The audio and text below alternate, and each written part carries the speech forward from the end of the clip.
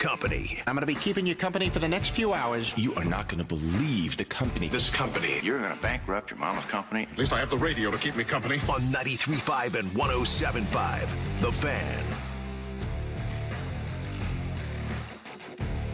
So here's the big test, Eddie. You're not a watcher of Seinfeld, correct, Eddie Garrison? No. Intermittently or? I have not watched Seinfeld. Okay. There is an episode of Seinfeld where Kramer decides he's no longer talking. And I know I'm talking about a show that's 30 years old. I get it. But it's on all the time. But Kramer in one episode decides he's not going to talk. He's on strike from talking. That was me yesterday for the last 21 hours of my life. And it's probably to the thrill of everyone in my life. 21 hours, no discussion, no talking. Trying to preserve the golden pipes. But we'll see if that paid off or not, because there's plenty to talk about today on this Trade Deadline Thursday. Eddie, we've done this show together how many times? How many trade deadline shows have we now done? I think this is our third. And I'm trying to think, has there ever been a Pacers trade that has broken through while we were on the air together? Do you recall? Eddie is staring off into space at something here. I'm not sure what's going on. We're trying to fix the picture on the stream, Jake, to make you look better. Oh, really? Well, good luck with that. Well, you looked like a ghost for a second. That's okay. Yesterday, I was the ghost of my voice past, right? Basically. For those of you who are watching on the stream, I usually have a bit more color to me. I know it sounds like I have some sort of a cold or an illness. I feel absolutely fine. I just, for whatever reason, my voice is on strike. But plenty to talk about today. Eddie also has mood lighting going on in here. He's tinkering with the lights. He's having me tinker with the shades. I don't know what's going on. But my job is to talk on the radio, and so that's what I'm going to do and not be overly concerned with how I look inside the lounge of the YouTube page. If you were thinking that you were going to tune in today to hear that the Pacers had just made a move, if you tuned in today because you were thinking to yourself, I want to know who Benedict Mathurin has become. What have they done with him? Where are they sending him? Then guess what? As of right now, there is no news there to report.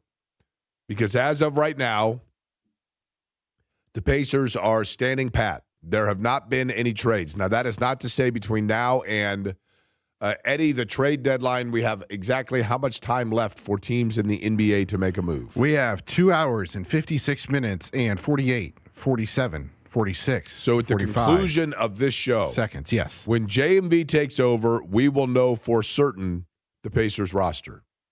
Yes. And I've thought a lot about this. And yes, I know the Super Bowl is coming up this weekend. More on that because that just seems weird to me. And I know I obsess over things. And I know things get in my head and I keep belaboring the same point. But I keep waiting to be wrong on one particular point, and it is yet to happen when it comes to the Super Bowl that we'll get into. And I know that last night was Heartbreak Hotel for Butler. And a player having a huge day that then falls just short and they go into extra time and lose. I know that. I know that, the Pacers have a game tomorrow night going back to Milwaukee, taking on Miles Turner. The game in which our friends at Zinc and Mick Ultra, as part of our Mini Hoops Challenge, the payoff, go and watch that game in Milwaukee tomorrow night. I know all of that. But I've thought a lot about the trade deadline and Ben Mathurin. And Ben Mathurin's value. And what Ben Mathurin does for the Pacers and the pros and cons, if you will, of today.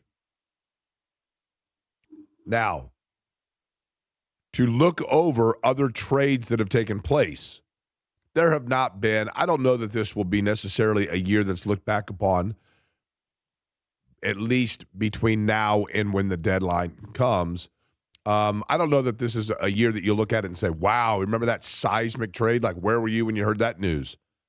I mean, the James Harden trade was pretty big to start things off.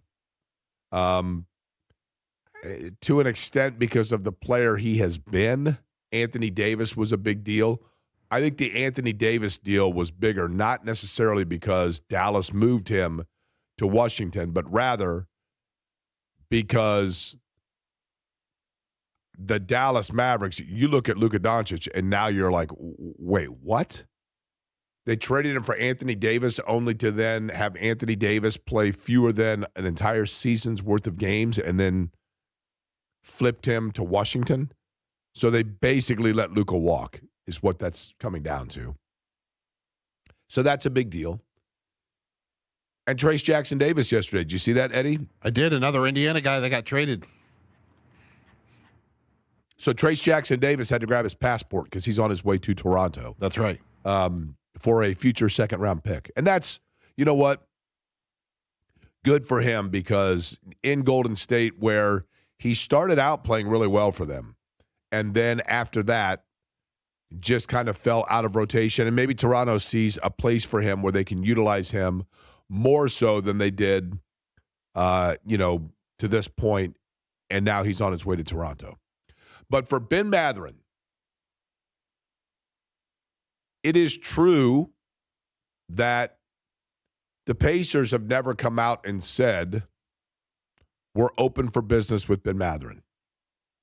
The Pacers have never put a little sign on the door that says, sale, small forward, come make an offer. They've never done that. A lot of the Ben Mathurin, and this is not me walking it back at all because I'm going to clarify here. A lot of the Ben Mathurin trade speculation and discussion is rooted in the fact that of their roster, Ben Mathurin is the one that seemingly has the combination, and this is an odd combo, a rare combo, the combination of a skill set that would be desirable for other teams and a skill set that doesn't entirely align with the way a team plays. And that 1-2 combo is why a guy gets mentioned in trade discussions and why a guy becomes a popular trade piece narrative. And Mathurin is a very talented guy. When Mathurin was coming out of Arizona,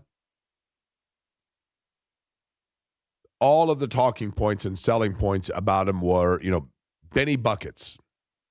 Benny Buckets. You put him on the floor, he's going to get buckets.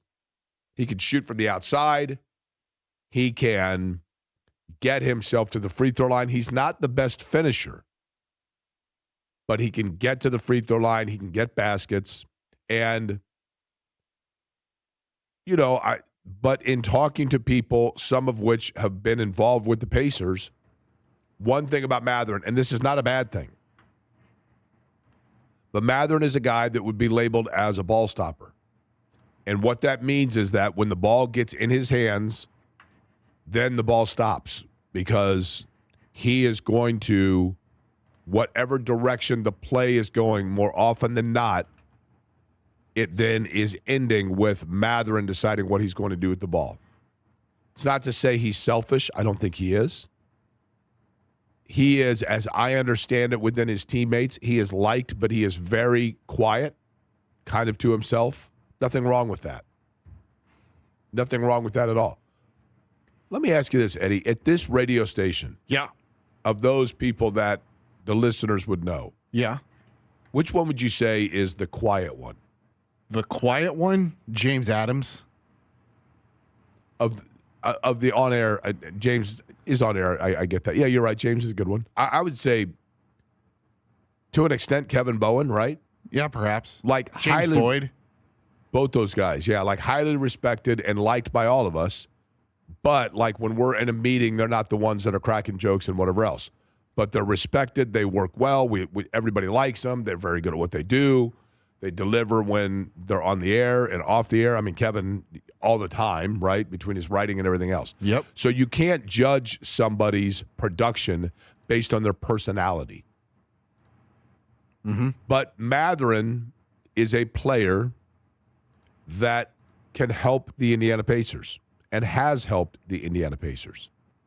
And unfortunately, you look at last night for Butler. Butler has a game last night where they have a player that is incredibly productive, but then late in the game needs to deliver and misses a shot, and then that's what sticks in your head. And you don't think about the production over the course of the game. And in Mathurin's case, he had a game in the NBA Finals where he himself is the one that delivered them a victory. The Pacers went up 2-1 over Oklahoma City, largely in part because Ben Mathurin said, get on my back, we're going to win this game. And it was awesome. But game 4, everyone, myself included, it was impossible. Do you remember, Eddie, when we go back and think about the NBA Finals, that game 4, I believe, was a Friday night. And so we knew that we were going to, it was our last show before the weekend. And we're thinking to ourselves, holy cow, they're up 2-1. They have a game 4 tonight. And if they win that, then they're going to be up 3-1, right? And it literally starts, you just, in your mind, you're like, we started doing cartwheels. I mean, it was so hard to not go there. And there was so much anticipation and build-up and expectation and excitement. And then, of course, they lose that game 4, and that's the game where Mathurin had 2 off-ball fouls and missed 4 free throws in the last 6 minutes of the game, and they saw a lead dwindle. And whether fair or not, he kind of got labeled as the scapegoat within that. But we may be at the point now, is simply what I'm saying here, of this. For Ben Mathurin's name to be involved in trade rumors is not a discredit to him. It is not because of what Ben Mathurin has not done for the Pacers. It's not because of where Ben Mathurin has fallen short as a Pacer. It's not because Ben Mathurin has demanded to work his way out as a Pacer. It's not because Ben Mathurin is Rod Mercer, who has skill and has talent, but for whatever reason can't find his way regularly onto the floor. It's none of those things. The reason Ben Mathurin has been brought up in trade discussion is because he's entered into this weird vortex where even if it's just public opinion, the analysis and the discussion of Ben Mathurin is as much about what value he can bring back if you were to move him as opposed to the value you get from him by keeping him. And yes, he has several aspects of his game which are not only of value, but are of rarity to the Pacers. He has value in the fact that he can get his own bucket. He has value to the fact that he can get to the free throw line late in games. He has value to the fact that, and yes, I know JMV's talked about this a lot, but it's absolutely true. He has dog in him. He has get out of the way in him. He has tenacity in him. He has junkyard fight in him, all of those things. And you need that. You need that on a roster. Reggie Miller said, every team needs a little bit of crazy. Now, Ben Mathurin's not a little bit of crazy, but he's a lot of fearless. And you need that. And if he is not moved, then that means the Pacers looked at it and one of two things happened. Either A, they did not get an offer that blew them out of the water, or B, they decided that's a trait that we want to stick around with, that we want to do. Now, the other side of that would be the fact of, and you can't overlook this or rule this out, right, that the Pacers have now seen in Tyrese Halliburton after last year's playoff run, Pascal Siakam from the time he arrived into now, and maybe even Andrew Nimhard. Ben Matherin came out of the basketball womb as a dog. He began his career as a get the hell out of my way guy. And I think that we have seen the evolution, the growth, and the continued confidence of Ty Halliburton and Andrew Nimhard, that those guys, have developed that now as well. And so maybe, just maybe, that aspect of Matherin's game is not as critical as it was, let's say, a year ago, 18 months ago, because you do have it now elsewhere to an extent. So you got the trade deadline coming up. You've got my voice hanging on for dear life. You've got the Super Bowl coming up on Sunday. And, Eddie, this, to me, is super exciting. Now, there are two reasons why this next part of the show is exciting to me, okay? There's no doubt. We all know. I've never made any two bones about it. This is the quintessential 3-hour-a-day dog and pony show, right? Like, we come in here, and one of the odd things about this job is when you get to interact with actual broadcast professionals, and then you think to yourself, I need as many of those people skulking around as possible to give this sort of amateur hour some legitimacy. And then you add to that we're going international. Now, Eddie, we've had our friends on from Australia, I think, once. Have we made any other international calls on this program? I don't think we have. Do you know Italian? Wait a second. Can you speak Italian? Wait a second. Did we call somebody during the last Olympic run? I don't think we did we? I thought we did. We had David Woods, but he was here. No, David Woods was. I don't think we talked to him from Japan. No, not Japan. He was at Benihana in Keystone of the Crossing when we talked. But she is not, by the way, at Fazoli's on Keystone, but rather in Milan, Italy. And she is with WTHR Channel 13. Anne-Marie Ternan is covering, and this is amazing, as my mathematics are correct, especially considering her youth, her 32nd Olympic Games is what I understand. She joins us now on the Java House Peel and Port guest line. Anne-Marie, welcome back to the United States. How are you?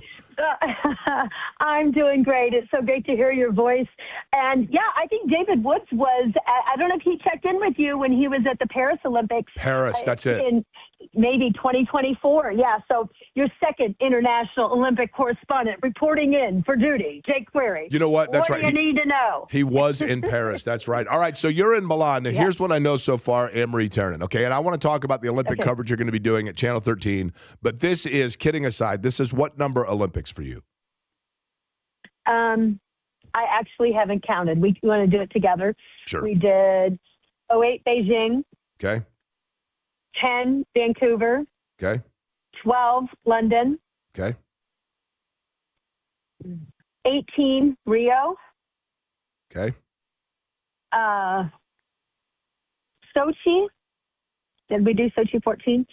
2014 Sochi. Okay. Paris 2024. And Milano 2026. Okay, so this would be 1, 2, 3, 4, 5, 6, 7. That's pretty impressive. Very impressive. Oh, do they? 7. That's my number. Now it's good to know. Okay, so let me ask you this. So the games begin, the opening ceremonies tomorrow night, correct? Right.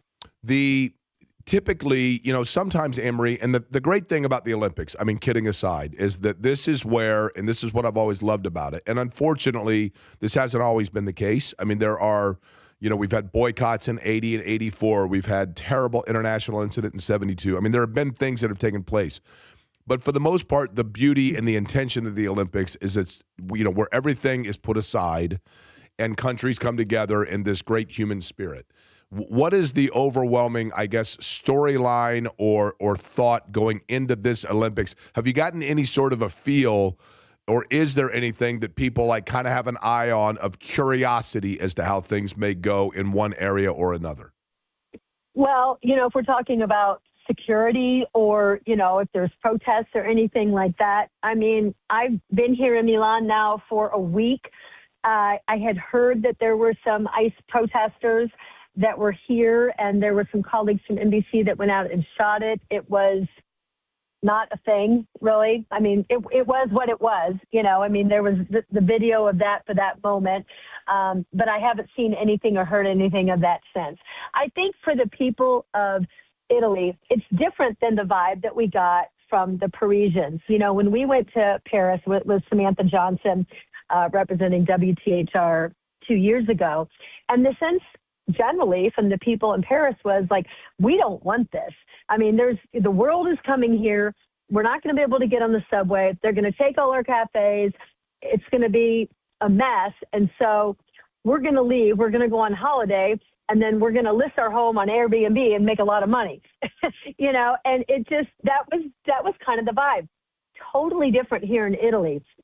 And I think because it's not everyone descending in one place, because there's actually 6 cities involved, 2 host cities, Milano and Cortina.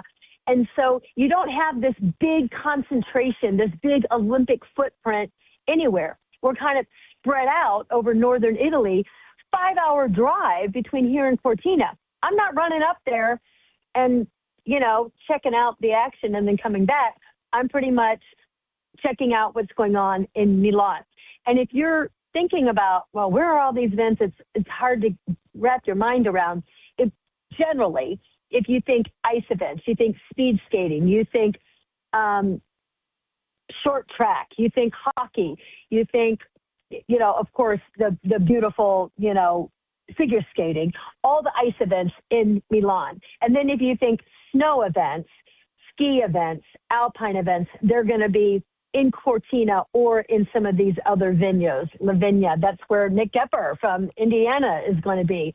And he just got here today, by the way, went and picked up his gear and processing. He's going to be walking in opening ceremony here tomorrow. And then they're going to go up with his teammates to Switzerland and do some training there, because his competition isn't actually until just a few days before closing. So he's going to be here in opening, have a little bit of that vibe, his 4th Olympics to do this, and then go away, train, and come back.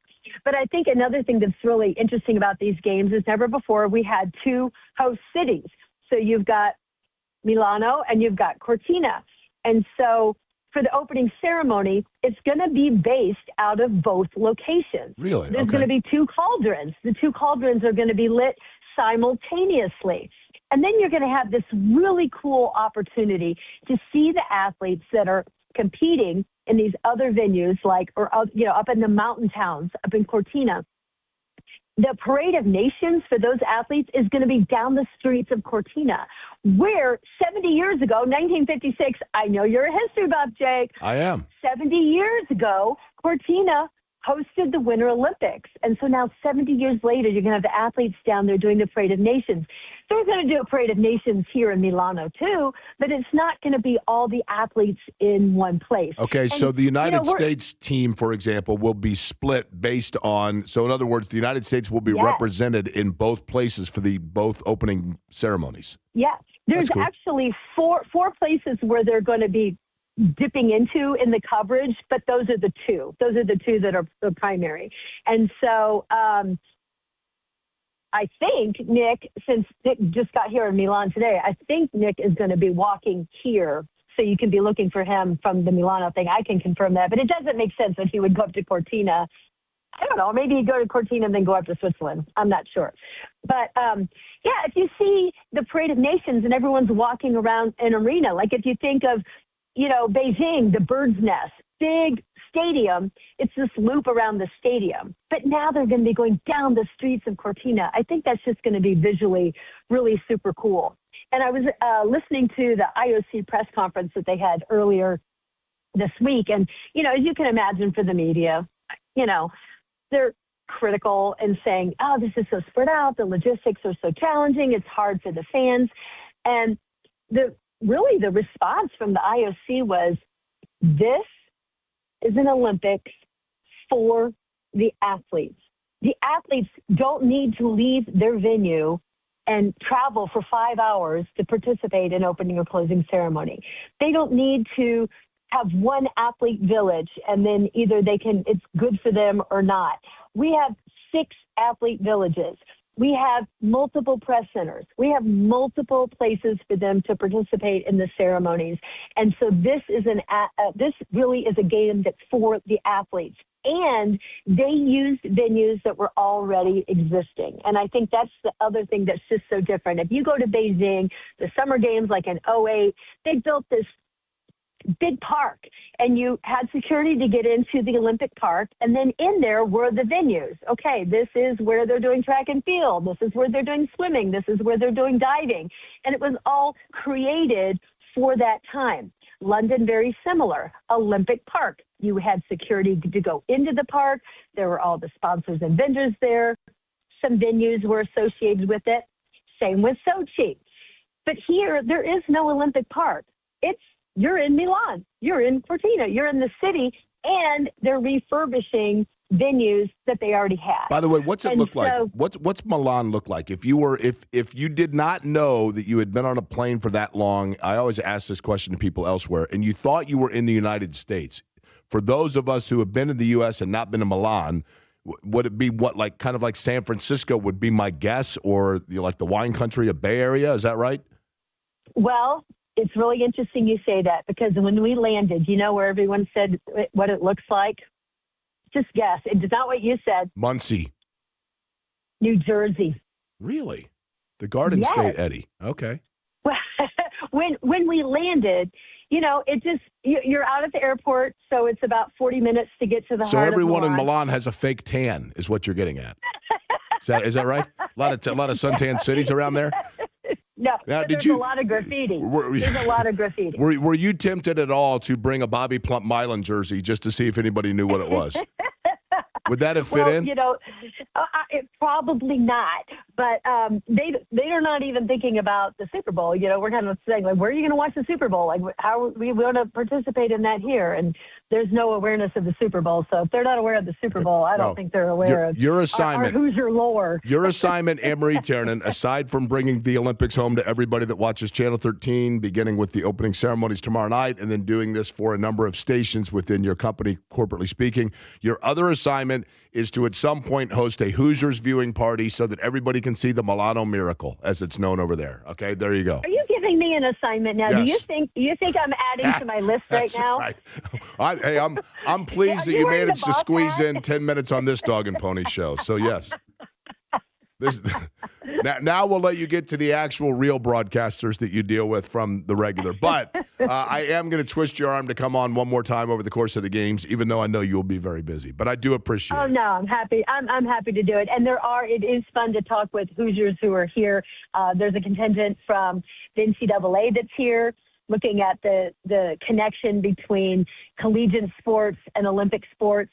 There are members of Lilly here. They're official Team USA sponsor. The president of Purdue is going to be here. And then I've heard from many students that are here having a semester in Milan.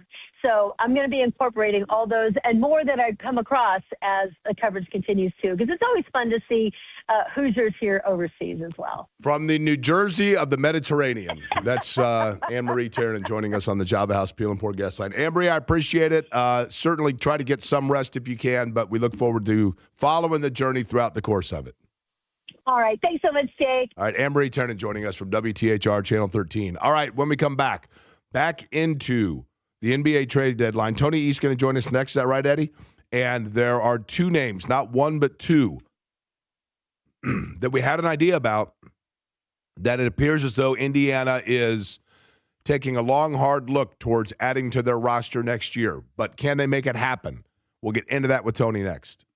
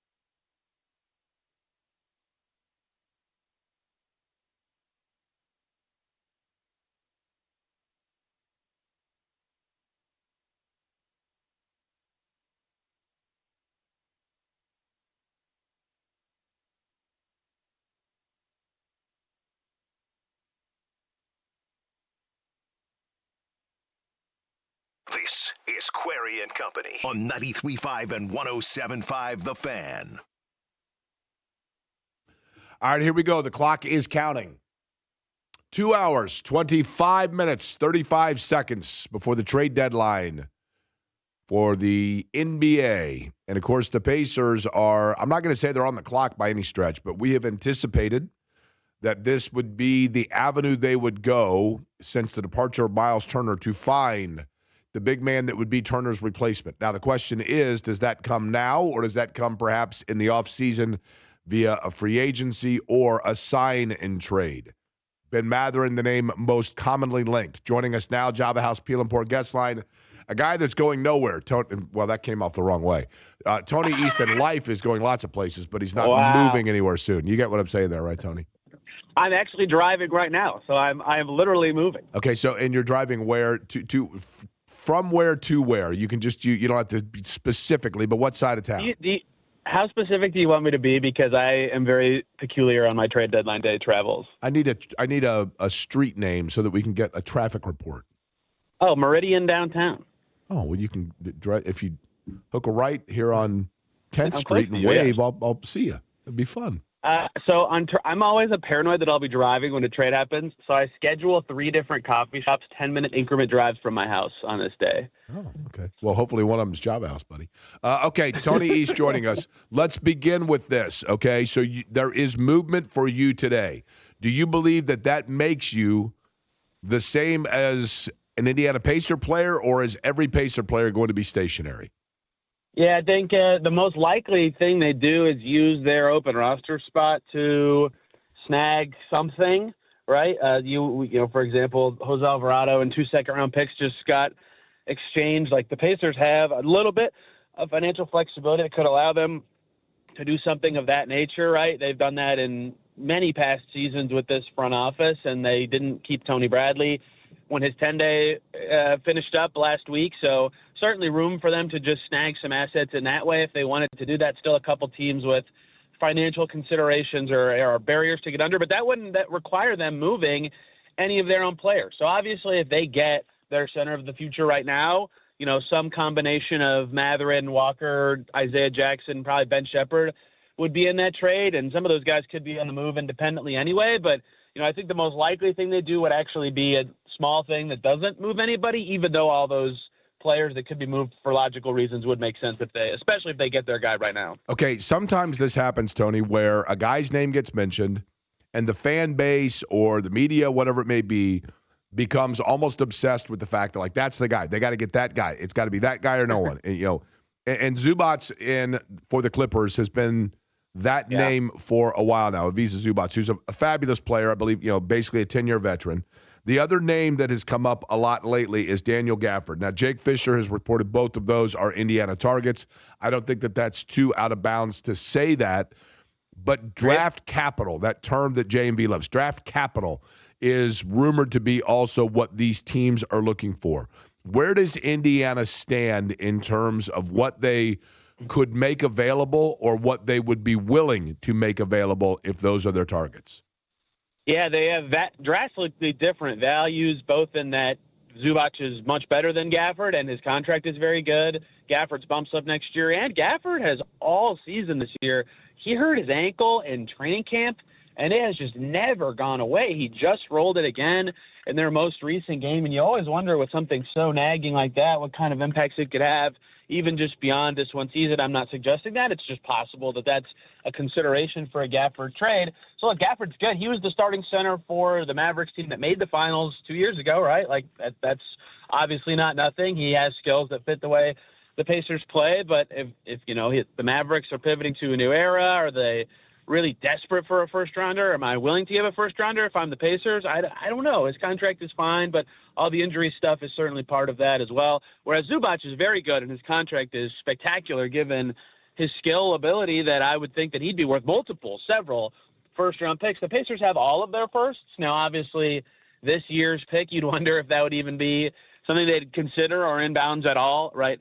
Unprotected, certainly not for somebody like Zubac, but if they could top 6, top 8 protect it, would they consider it? Would the Clippers even want to do that? Those are the kind of conversations they'd have to have about those guys, because a lot of the players that would be involved in the salary matching for either one would be largely pretty similar, but the pick compensation would certainly, or the draft capital, to use the right word, would certainly be different, and that's probably something they'd have to debate all day, is what's more worth it to them as they figure out who their center is going to be, or if it's worth doing now if these prices could change in the summer. Do you believe that Ben Mathurin would be a subject of trade discussion if he was not on an expiring contract? What percent of the assumption Mathurin is a piece they would dangle is because of the contract, and what percent is because his valued skill set may be a skill set that isn't totally what Indiana needs? Yeah, it's a bit of both, certainly, but I think the contract is a massive, massive part of it, both because it's expiring, but also because he's due to make a lot more because he's on a rookie contract, right? Whereas, for example, when Buddy Hield's contract was expiring, they did move him in the end because of he kind of wanted to be moved, but he wasn't going to make more money on his next contract. It's not like their financial situation would have been blown up if they paid Buddy Hield that same amount the next season. Mathurin makes, a little over $9 million now, and, most people I've talked to around the league suspect that his next deal would be low to mid $20 million next time. You add that to your books, and don't get me wrong, like, if he's worth that much money, that he's worth that much money. It's not that it would be a bad contract, but it does, to the whole system of the contract that you have as a team, change things significantly when you add that much money to one player, especially when, Nembhard just got a raise, Neesmith's about to, in 2 years. A lot of other guys have had their contracts go up or change recently, right? Eventually you can't afford everybody, and their draft pick they're going to get, if it's in the top, name your single-digit number, that is a relatively expensive player. Not a lot, but, for a draft pick, they'll be a $8 to $15 million player. And then all of a sudden they're way over a lot of thresholds, tax apron, whatever, without adding any center to their team. And so I just mostly think that, yes, they've always been cognizant of expiring contracts in this sort of era of the front office. I think that's smart to do, especially in a season like this where they're not playing very well and they're 13-38, but especially so when they have to really make sure that basically after the coming summer, their salary situation is set up, because that's basically the team they'll have and the salary structure they'll have for the next 2 or 3 years of the Haliburton-Siakam era. If they have a contract that doesn't fit or somebody's overpaid for their role, it hurts everything when, as Rick Carlisle loves to say, they're an ecosystem team. So it is important that they consider his contract and salary just as much as his fit on the court, and he obviously does things no one else can do, but the fit questions have been a thing for forever. Tony East of Locked On Pacers is the guest. Java House Peel and Pour guest line. Tony, I've always been curious of this, and I wanted you to elaborate on this for listeners. If Ben Mathurin's contract is up at the end of the year, he's at the end of a rookie deal, he is going to be more expensive for whoever is paying him next year, be that Indiana or whoever it may be.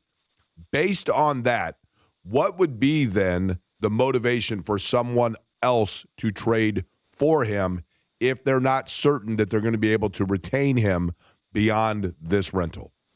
Yeah, that is a complicated part of his trade package. And, I've gone through the exercise several times in the last couple of weeks of if players who are in his situation, so the last year of their rookie contract, who get traded mid-season, under the current CBA or the rough equivalent of that time frame, they almost never, and basically do never, fetch a first-round pick in return because of what you just said, right? They're about to get paid more, and there's a chance, albeit relatively low because of restricted free agency, that they would not be on your team at all in 3 months after the trade. And so that drastically impacts what their value actually is, even if they are a talented basketball player.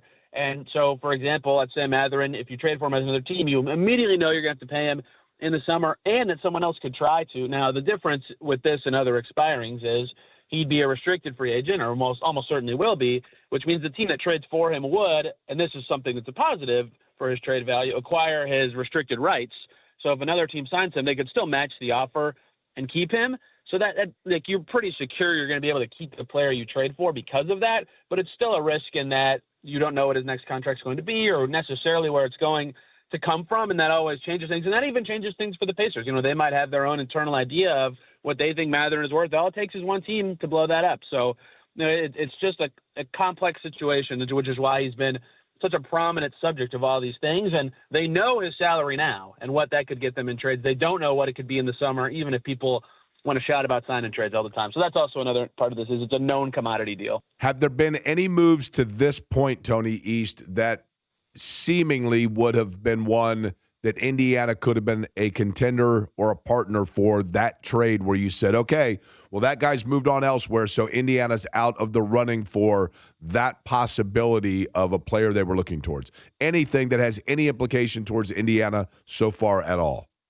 Yeah, I could drop a few, I suppose. A lot of the little salary things that have happened, I always wondered if the Pacers would jump in on those. I don't think anyone is dying for me to run through the list of those, but the value for about the Pacers space below the tax has been set at like probably 1 second-round pick they could acquire to rent out that space. Dario Saric trade, Ochai Agbaji trade. Nikola Vucevic could, in theory, be a free agency target. He got moved from the Bulls to the Celtics as of now. That trade's not yet official.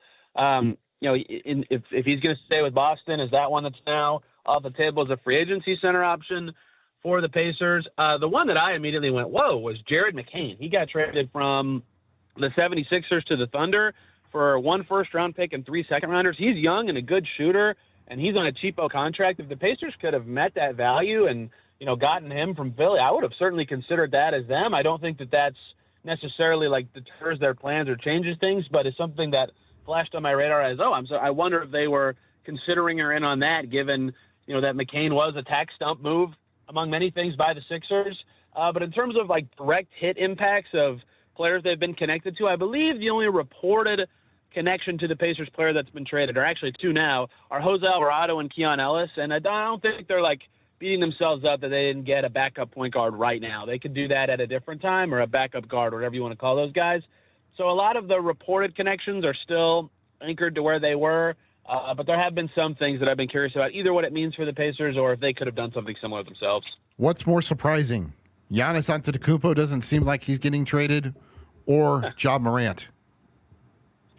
Giannis not getting traded is of zero shock to me. I think if you're the Bucks, it's smart to know it's available to you, but it makes way more sense for them to do that in the summer if they're going to do it at all.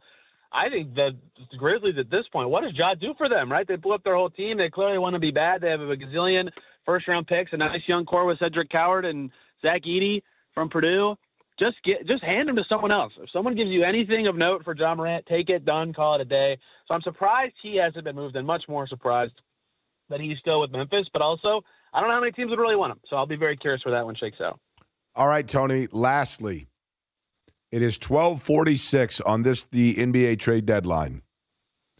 Do you believe that we are entering the final 2 hours and 14 minutes of the tenure of Ben Mathurin as a Pacer?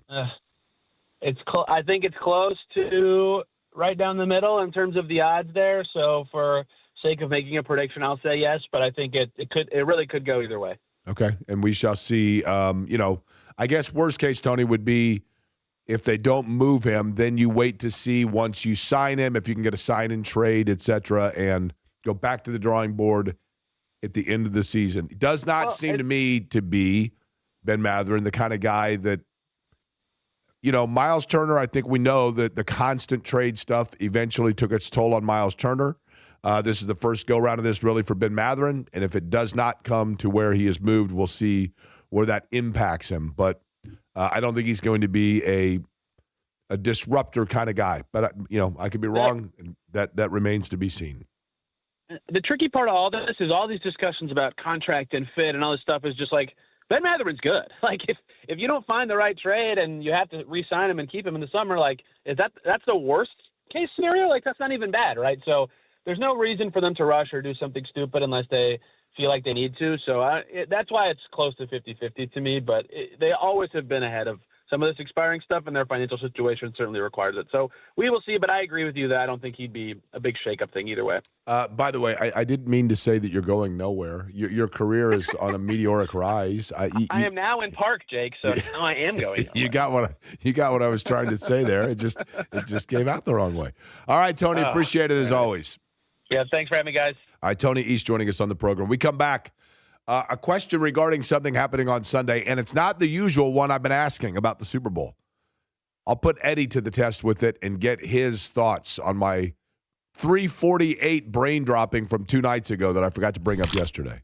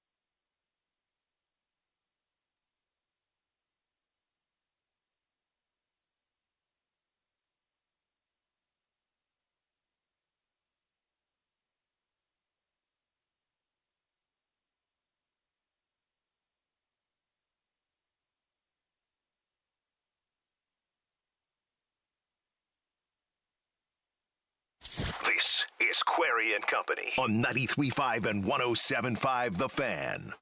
Okay, you ready for this one, Eddie? Now, Sure. you're going to immediately give me your answer and be like, oh, no, and you're going to be like, but I want you to stop and really think about this, okay? All righty. I will do that. Which, if you were walking down the street Yep. and there before you laying on the ground is an empty soda and or beer can. Give me the when you're thinking of this scenario, you envision it being a can of what beverage? Surfside. Okay. And by the way, that's a great call. Because zero carbonation, you know whoever had it enjoyed it, right? That's right. Iced tea with a splash of vodka, lemonade with a splash of vodka. Or iced tea and lemonade. Even better, right? Just 100 calories. So you're walking along and you reach down to pick up this can of Surfside because you'd like it as a souvenir, let alone because the sunset stripes on the can is beautiful. Yep.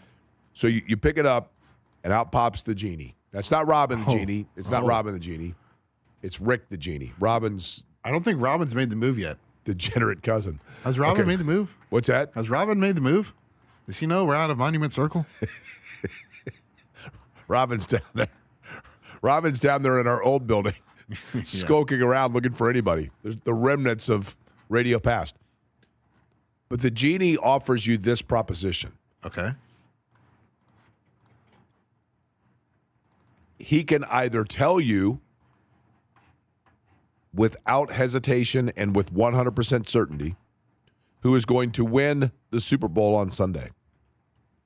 He knows lock, stock, and barrel for a fact who's going to win the game. Okay. And he knows the score of the game. Okay.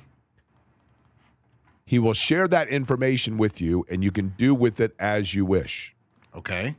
Or you can tell him the team that you want to see win next year's Super Bowl. You just simply can't profit off of it next year. Which would you go with? And which do you think most fans would go with? Probably the first option because you can profit off of said Correct. That's correct. said situation. Now, you can. That's correct. The one drawback being, of course, if you, depending on where it is that you wager, and I have no idea how it works when you on this short of notice, I mean, if you were going to put down $2 million in Vegas somewhere, obviously you'd have to have that sort of money up front. What are you going to do? Go to somebody and go, hey, I need $2 million. Can you loan me $2 million? Why? I guarantee I'm going to, I just ran into a genie that came out of a Surfside can. Yeah. So, but I would imagine you could still muster up a fair amount of money. You would really kick yourself, and there would be a mental anguish over the obsession with finding as much money as possible to wager because you know that you're going to win it, right? But I truly believe, I asked this yesterday on the Expos Twitter. Yep. And I was surprised by the number of people that were like, you know what?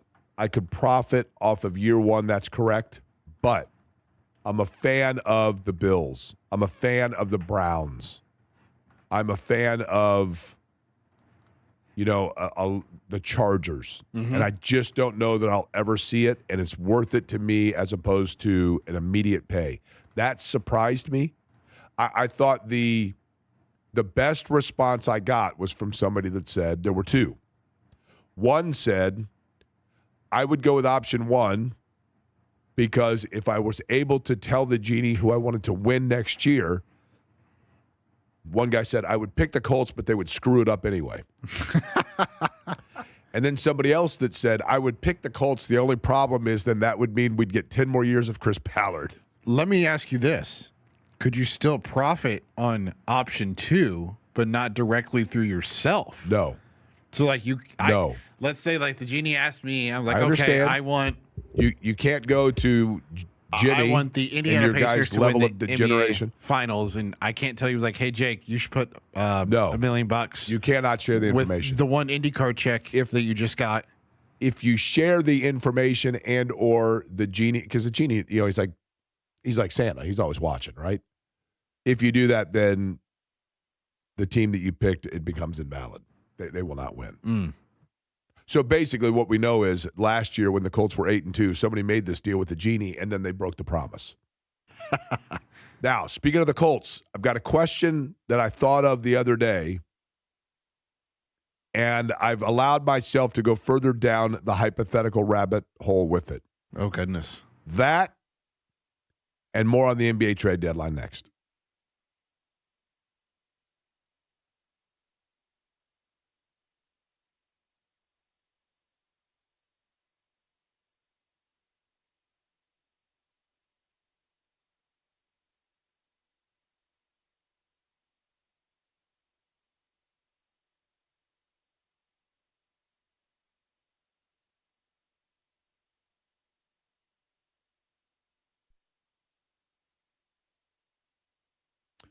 Hey there, Jake Query. Yesterday after work, I went into Game Day Men's Health, their Carmel clinic.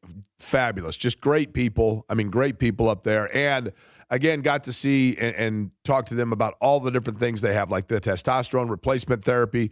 You know, if you are 40 and above, whatever it may be, maybe you've got that extra belly fat, you just get that midday fatigue factor. That could be low testosterone. And the testosterone therapy, the very best when it comes to exactly that and the way they handle it at Game Day Men's Health. And then, of course, the peptide therapies, vitamin therapies, those things in terms of rejuvenation and just getting those joints, the aches and pains to go away. That's what Game Day Men's Health wants to help you with.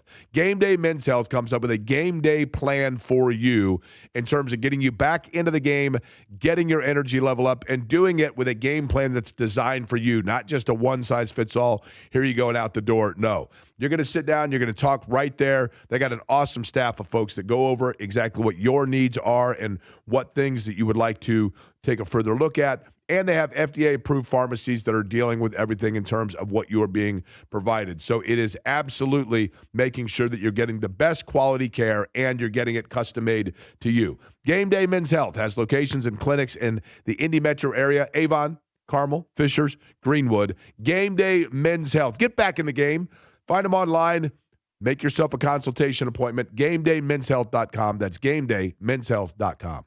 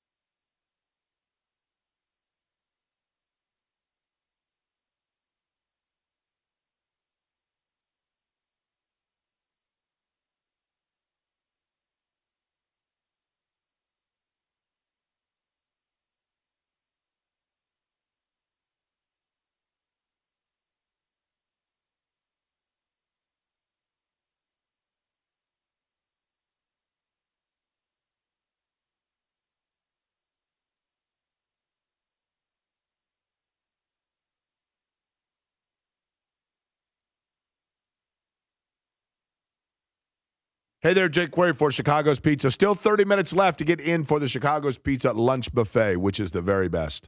You're talking about two different styles of pizza, the traditional pizza, the deep dish pizza, and the salad bar with all the fixings, every dressing you'd want, and a soft drink for just $13. Think about that, $13. You're driving past places right now, some fast food joint. You know how those things go. You eat it, and you feel you're guilty an hour later, like, ugh. And you pay probably more than $13. No, get the very best and fresh with Chicago's Pizza and their 18 Central Indiana locations. Chicago's Pizza was really dedicated towards the end of the year and the holiday season, towards giving back to the community. They're going to be doing more of that in 2026. And do not forget their family meal deal. 2 medium, 1 topping pizzas for just $25. Cannot beat it. That comes with the fresh breadsticks that are hand-rolled every single day. There's a story in every slice of Chicago's Pizza. People that care about pizza and people that care about the community. 18 Central Indiana locations. Find them online, chicagospizza.com.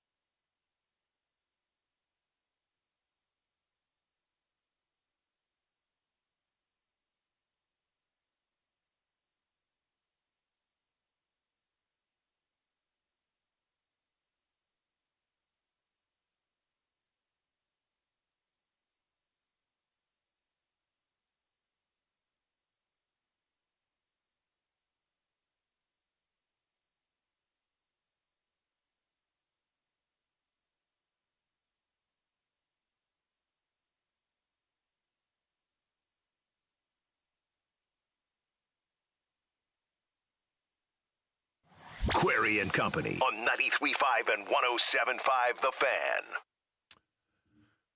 I got to thinking about this last night. On this, the day of the NBA trade deadline, as I was sitting there thinking about Ben Mathurin and whether or not he's going to be moved and whether or not, Zubac is coming from the Clippers or Gafford from Dallas or, whatever it may be. And as I'm thinking about all of that, I begin thinking about player movement, player comfort level and history of knowing and understanding franchises. And an interesting thing popped into my head as I was thinking about Super Bowl 60 as it relates to the NBA trade deadline. Whoa, this guy's an idiot. He's talking about the Super Bowl and the NBA trade deadline. The Super Bowl's the NFL. Trade deadline's the NBA. What is he talking about? Allow me to explain. Sometimes teams gel together and make a push because everything just happens to work perfectly with one another.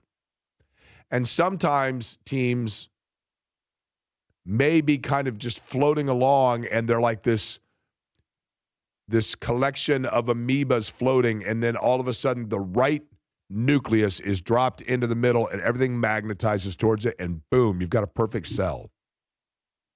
To a great extent, that happened with the Pacers, where you had a number of different players that they were kind of trying to feel out. Miles Turner, they tried it with Sabonis. They knew he was a good player. They liked him.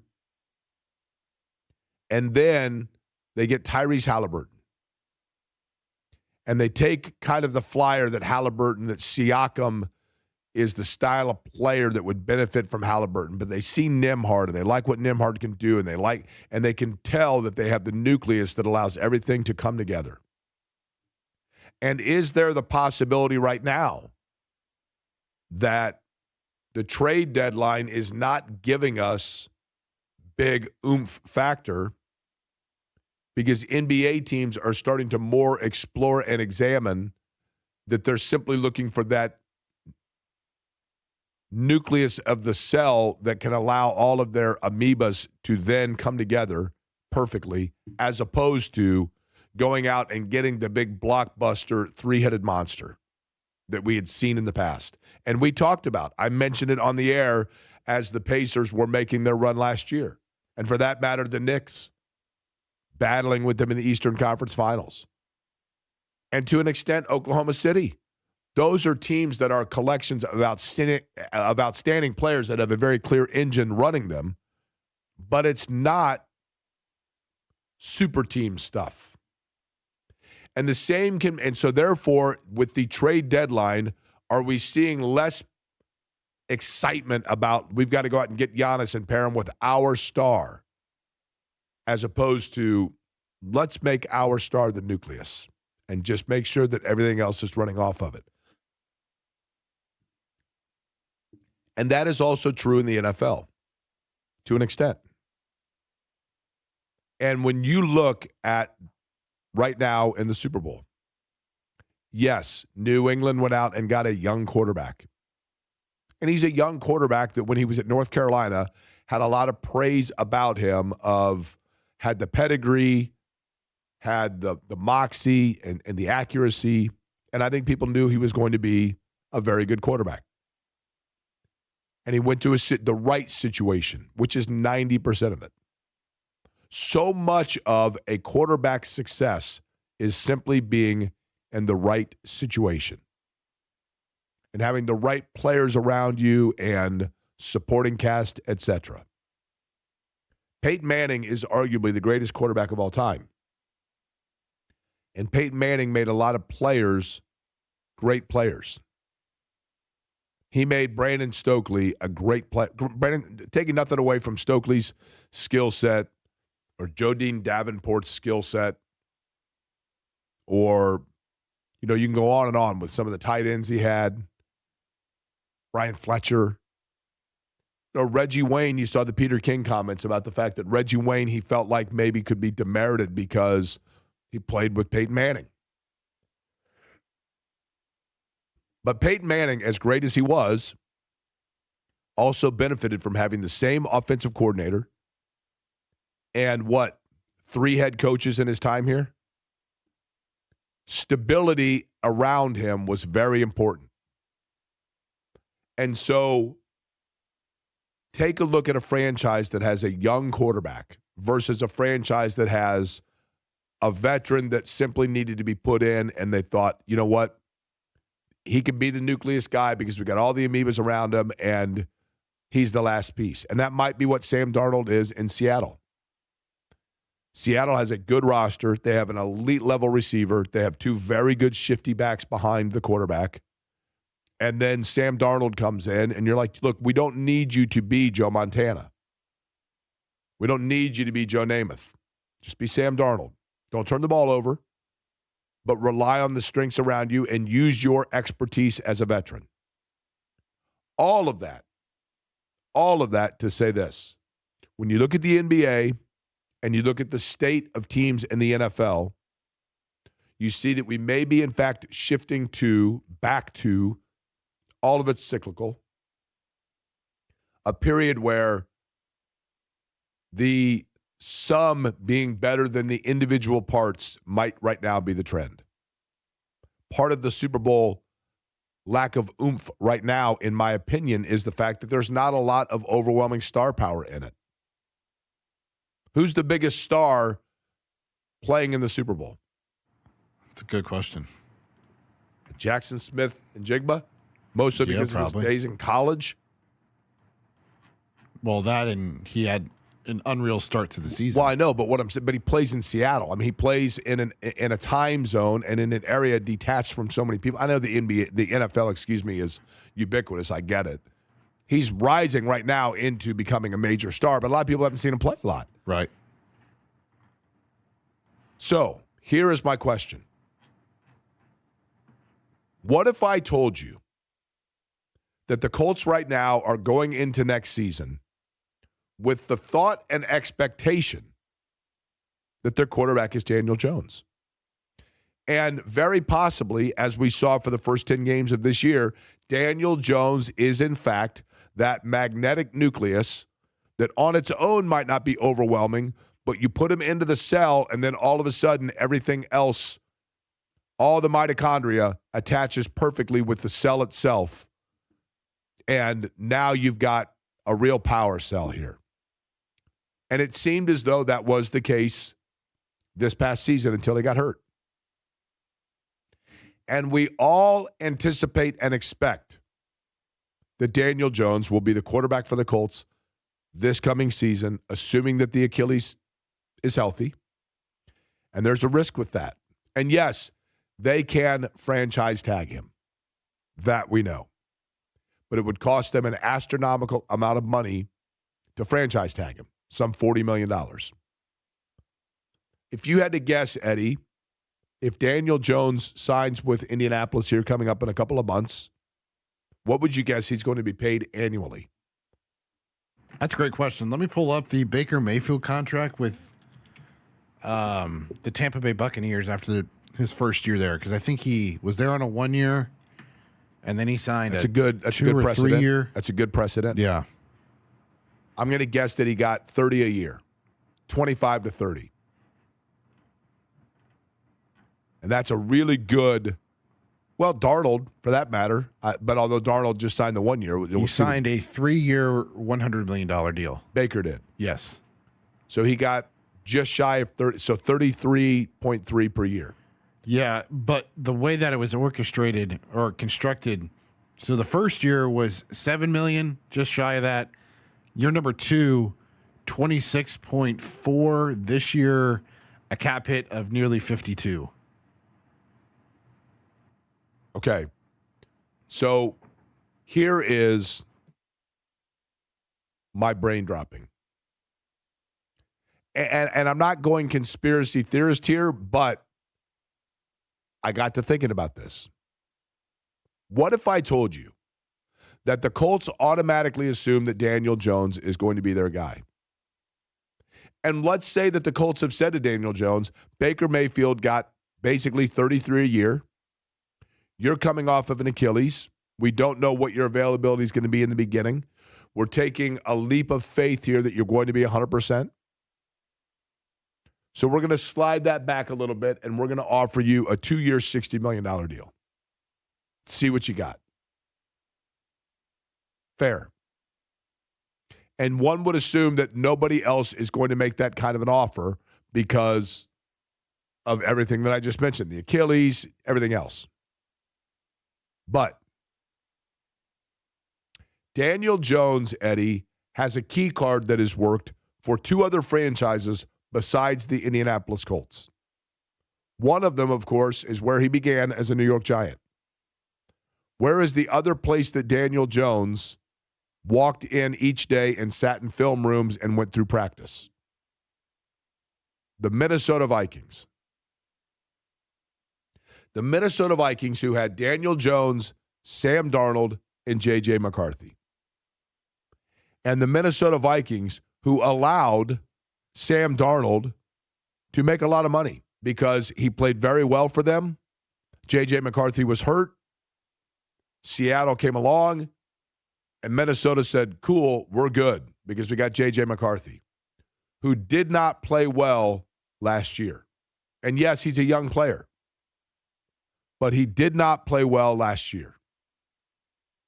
So what if Minnesota says to themselves, you know what? Our GM is now gone. We have to make some decisions as to where to go, and if there was any sort of discussion within the building that we should have gone with a veteran player to take advantage of our elite level, top end, one of the very, very best, if not best wide receivers in the game. We got to take advantage of that now and get him the football. Justin Jefferson last year struggled mightily because they didn't get him the football. They didn't have anybody to get him the football.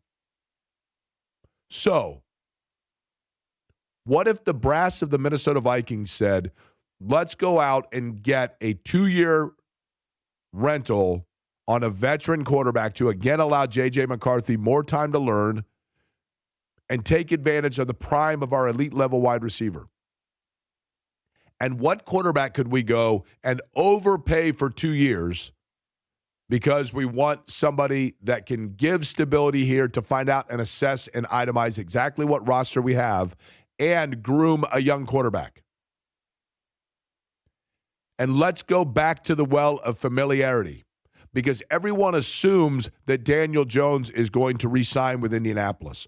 But what, Eddie, if I told you that the person right now, theoretically, that would be making that decision or thinking about that for Minnesota and taking that leap of faith and saying, you know what, let's go and pluck Daniel Jones out of Indianapolis back to Minneapolis.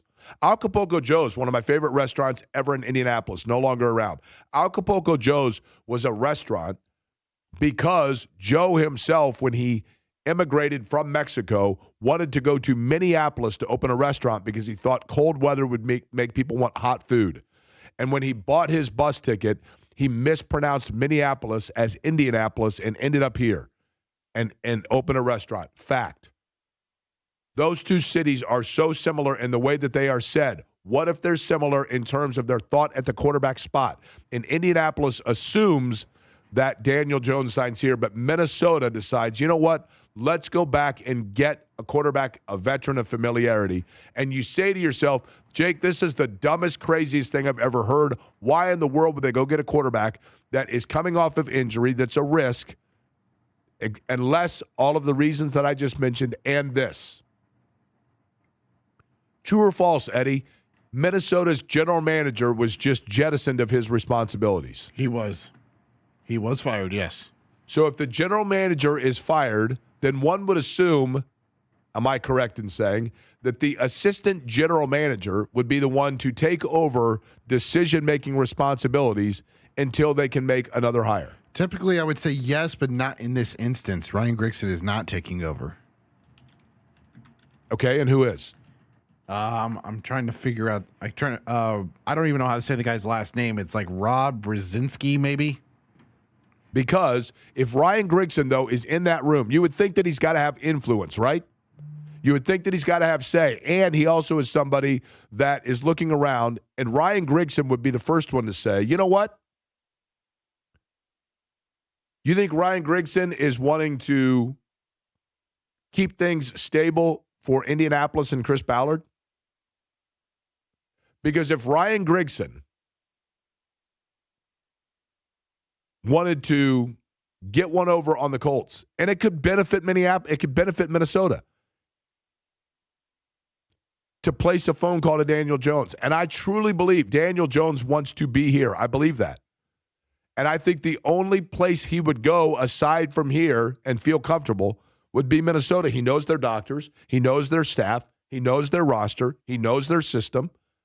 So what if they came and said, we'll give you 2 years at $70 million? What sort of a bind would it put Chris Ballard and the Colts in if Daniel Jones went elsewhere? It would put them in a major bind, Jake. And Jake Fisher, by the way, reporting that another potential tie to Indiana could be on the move. It appears that the Sixers are discussing trades to move Eric Gordon. So there's another one. Another former. I mean, Gordon's got to be in the Mike Conley area of probably buyout at this point, right? Yeah. I don't know. I don't think he's played much anyway. But to your point, I mean, if Daniel Jones leaves, they have no other option. Correct. They have no option. And I will tell you this. And you can say Riley Leonard or whatever, but I'm still not sold on him. I don't want to speak for him. Open disclaimer, I like Ryan Grigson as a person. I do. And I don't know that Ryan Grigson's a guy of strong faith. I don't know that he's the vindictive type, but I also know that I think Ryan Grigson is bewildered by the leash that Chris Ballard has gotten here. And 98% of the reason why Minnesota, I only say Minnesota because it's the one franchise I could see Daniel Jones taking a look towards aside from here. It's the one that I could see. And even if Grigson's not the guy making the ultimate say, he's going to have say. He's the assistant general manager with no acting general manager. If anything, it's decision by committee, and his voice is going to be stronger than mine is right now. I can tell you that. And I got to thinking about it last night, and I thought, there's no way. We've all had jobs. We've all had jobs that I shouldn't say we've all had jobs that have moved on from us, but there is a human nature element of it. We'll see how they do without me. Or when you leave your job and somebody else is brought in, what do people say to you? Oh, man, the new guy, he's nothing compared to what you were. And Grigson has to be looking at it saying, I went to the AFC title game. Like, I had success. And I won playoff games. Multiple. Yeah, I mean, you can go on and on and on about the way Andrew Luck got his body beat up, and maybe that's what led Luck to retire on Chris Ballard. But, I mean, give me a break. Ballard's had more than enough time to make up for that. And it just kind of feels stuck in the sand. I'm not saying they make that move, but A, I thought it was peculiar. B, I thought there was some reasoning why I could see that being the one team to inquire. C, I thought that was the one team in which Daniel Jones might actually take the call. And D, I thought that would absolutely smolder the Colts if they were to lose him. Because they got, Anthony Richardson. Kevin Bowen's got a great article up right now on the website, 1075thefan.com, about Richardson and how it just feels fait accompli, like that's coming to an end, that relationship. And Richardson now may be in the Miles Turner camp of like, how do you go back to that now and be like, hey, guess what? You're our guy. Come on. Speaking of the Colts, did you say Matt Taylor's going to join us? Yes. We're going to talk Super Bowl and 70s music primarily?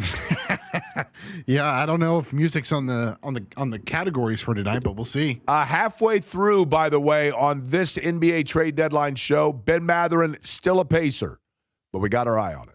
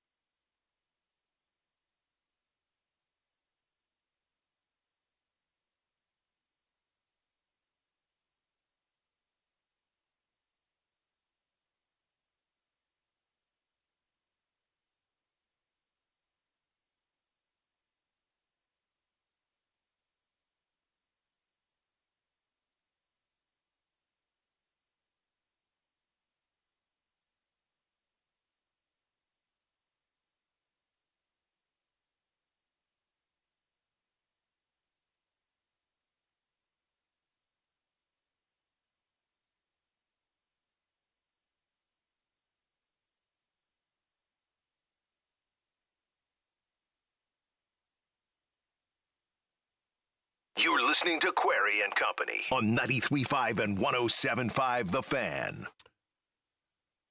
Super Bowl 60 is set. And by the way, Eddie, I don't know if you know this or not, but is it still Levi's Stadium? Yes. Is every section 501? Why would that be? That stadium is like an hour south of San Francisco. Like I see people that are like, I'm going to San Francisco for the Super Bowl. I'm like, well, you're going to pay a lot for an Uber or rent a car because it's actually down closer, like Santa Clara, San Jose area. All of it's an awesome area, no question about it.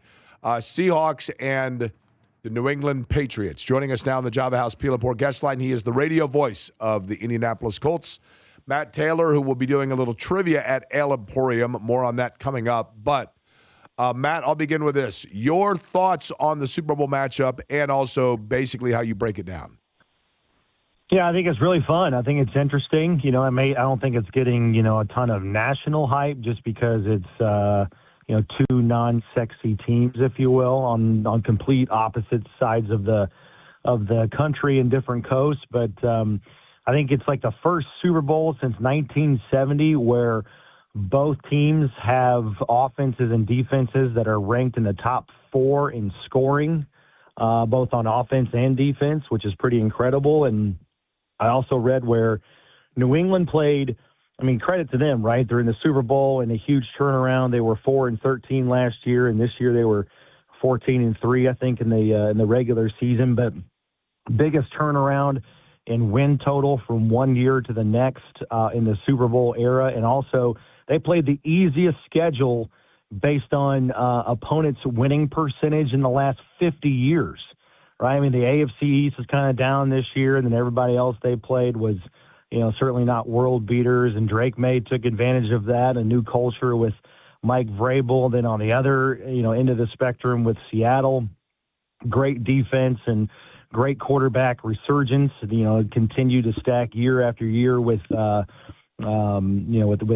obviously what Seattle's doing at the quarterback position. Sam Darnold's had 2 back-to-back good seasons with different teams, and now he's on his 5th year and trying to direct them to the Super Bowl title. So I think there's plenty of storylines, within the minutia of things, even though nationally it's probably not moving the needle like some of the other matchups in the playoffs in terms of what it could have offered. It is interesting, Matt, because, and I wondered if it was just me, in years past, and I know the NFL is, you work in it. The NFL, in terms of the American sports culture, is the top dog. There's no denying that.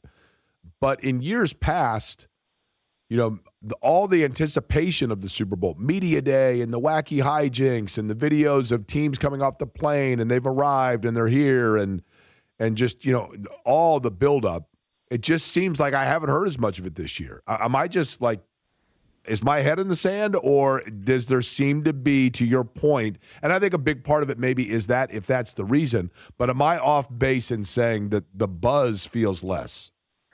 Yeah, I don't know. Maybe it's just us. We've got a foot of snow on the ground, and it's, we're in the doldrums of winter. We've been focusing on different things. I don't know. I'm being certainly not this type of guy, but politically there's a lot going on right now. Maybe that's diverting people's attention.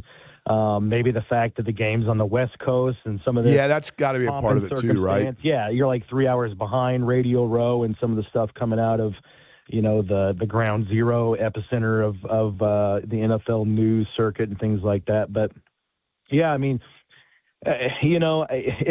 I think it'd be one thing if this were like the Buffalo Bills. I think the Bills kind of move the meter a little bit more than the Patriots because they're kind of like that lovable team that people, it's hard to not like Josh Allen, right? I would think the Lions of this. If this was Bills Lions, it would be massive, right? Yeah, right. You have more of like the underdog, and we're finally here, and broke through type of storylines. Whereas Seattle, what's Coach McDonald out there like in his first or second year? I don't know. Yeah, I think it's just kind of like we're going to watch the game because that's what we do. We're so conditioned to do that culturally here in the United States. So, I don't think ratings are going to suffer. But in terms of like sexiness of the game and the storylines, it's, yeah, it's kind of down there a little bit. Okay, I want to know, I love trivia, right? So tell me about the trivia, the trivia night, essentially, that you're doing.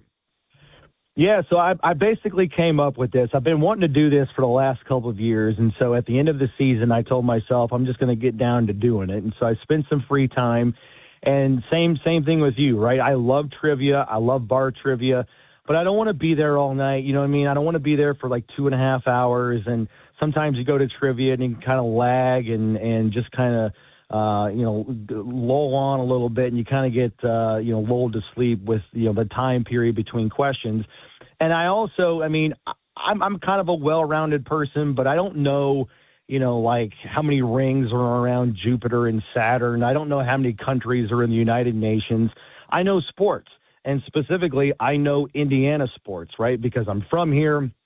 I have this job within the NFL and the Colts, and I consume the Pacers and IndyCar and all that great stuff. So I basically came up with a game that I would like to play and that I think I'd be pretty good at. So it's called Indiana Sports and Indiana Sports Trivia, I should say. And I just basically called around town and, tried to see if some folks would want to do it. And we're in our second week of doing it. And tonight we're at the Ale Emporium in Greenwood. We're going to be there in a couple weeks. Last week we were at Tiebreakers downtown on Mass Ave. We're going to be there again next Thursday. Coming up in a couple of Fridays from now, the 20th, February 20th, it's the night of the IU Purdue basketball game at Purdue. That night we're going to be at O'Reilly's in Speedway. We've added a couple dates coming up at the Dugout downtown. So basically it's all questions about the Colts, the Pacers, and IU and Purdue and Notre Dame and Butler and IndyCar, some high school stuff rolled in there. And so I've got some categories. There are 7 rounds per game, 6 questions per round. Jake, the questions kind of ramp up as you go along in the round. And, I'm bringing some Colts swag, some Colts autographed items. We're giving away gift cards to wherever we're at. So, again, tonight we're at the Ale Emporium in Greenwood on the south side. We start at 7 o'clock. We're going to have some fun. I promise it's going to move, and I'm not going to keep you there all night. So we're going to be there. I think this probably takes anywhere between hour 15, hour 25. And, if you love sports and you think you're a sports nut about this town and, the capital city of sports in central Indiana, I think this is the perfect game for you. Okay. Can you give me a sample question? Put me on the spot. Absolutely. Put me on Absolutely. Here we go. All right. So I'll give you questions from a game we did last week. So that way I'm not going to spoil it for anybody. Okay. So the first question or the first category is Hall of Famers. Okay. So I'm gonna give you just because I know you're good. So I'm gonna skip the easy questions and kind of go to the middle questions. Okay. Okay. So, all right, here we go. By the way, I'm putting myself at great risk here because people are going to say to themselves, I listen to this guy thinking he knows sports. He's an idiot. He doesn't know this stuff. No, trust me. I'm not going to do that to you. Plus, I have that much confidence in you. Okay? Well, here we go. So this is Ring of Honor or Hall of Famers is the theme to this category. So this basketball Hall of Famer, Jake, basketball Hall of Famer, scored over 18,000 points in the NBA, and he helped guide Indiana to Bob Knight's second NCAA basketball championship. I'm going to go with the only Hall of Famer to play for Bob Knight, which would be Isaiah Thomas. There you go, boy. There you go. Okay, so now I'm going to give you the whopper. Okay, so this is question 6. This is worth 12 points. So you go, question 1's worth 2, question 2's worth 4, so on. Do I get bonus if I know that Indiana's second national title for Bob Knight was a 63-50 win on March 30th, 1981 in the Spectrum in Philadelphia over North That's Carolina? what I mean. Right now, you should auction yourself off to the highest bidder. That's right. Come to the show or come to the game tonight, and then you're the ringer, right? That's right. People are paying for your services here. All right, so this is the hardest question within Hall of Famers here. All right, so listen closely. This hooper, Jake, he's in both the Indiana Basketball Hall of Fame in Newcastle, and he's in the IU Hall of Fame. He's also the only player in IU history, basketball history, to rank top 5 in career points, rebounds, block shots, and steals. My first guess on this is going to be a guy that is in my graduating class of high school. Is that possible? He's probably in the neighborhood. I'll go with Alan Henderson. Damn, you're good, bro. Damn, you're good. Okay, how about this one? Now, I asked this one on the air. Matt, let me, and this is unfair of me to ask it to you this way, but you can use this one in a later, if you have not used it yet. You ready? Yeah. When I was, and I mentioned this on the air just the other day, when I was at the Hall of Fame in Canton, have you been to the Hall of Fame in Canton, right? The Pro Football Hall of Fame? Yeah, it's been a while, but yeah. When you walk into that shrine room, it's very impressive, right? I mean, you walk in, and everyone's kind of quiet. It's very impressive. And They have a number of different ways that you can look up Hall of Famers. You can look them up by college, by team of service, etc. Yep. In the Pro Football Hall of Fame, who is the only inductee to have Indianapolis, Indiana listed as their birthplace? I had no idea of this. This would be like the whopper final question. I had no idea of this. I only know it because I looked it up. And when I looked it up, I thought, this is the ultimate question because literally this guy's family and the doctor that delivered him are probably the only people that know he was born in Indianapolis, Indiana. He has no connection to the state whatsoever. So he didn't play for the Colts? Or No, literally no. And he's kind of I hate to say an obscure Hall of Famer. That sounds ridiculous, but in terms of Hall of Famers, he's a little bit obscure. Okay, well then I don't know. I was going to say like Bob Greasy, but I don't know where Bob Greasy's from. He was from Evansville. I don't know where he was born, right? Chris Dolman of the Minnesota Vikings. Wow. Yeah, that is Whopper City. So, I mean, that would be a good question. So another thing that I have, so as I said, I have seven rounds, 6 questions per round, and then I have at the end of the game like a final Jeopardy question. And those are kind of fun where I have like put these things in order or like put them from highest to lowest, like where people get to wager the amount of points that they've accrued for the first 7 rounds, and then they get the bonus points, like Final Jeopardy style, like where if you win it, or if you get it right, you get that many extra points, and then you get deduction if you lose it. That's a really good one as far as like a Final Jeopardy style question. Matt, here's a question for you. You being an outgoing guy, which would you say has been the most fun aspect of putting this together? Matt Taylor, the voice of the Colts, my guest, Java House, Peel and Port guest line. Would it be A, coming up with the questions? Yeah. B, interacting with and having fun with the people when you're out there with it? Or C, coming up with the formats of it and the scoring and everything else? I would probably say coming up with the questions has been very enjoyable. And I think probably like a tie is just like getting out and seeing people have fun and enjoying the game and interacting with them. And I think, again, the reason why I've been so motivated to do this is because, there is a foot of snow on the ground. And I think, we're going to eventually get out of this. But, there's not a lot to look forward to right now, right? We're kind of stuck inside and, we're just, we're going to watch the Olympics and there's college basketball on every night. But, this is just like a fun thing to do in the wintertime to get people out, kind of bring people together, as cheesy as that sounds, and, just sharing something that we all consume, which is sports in this town.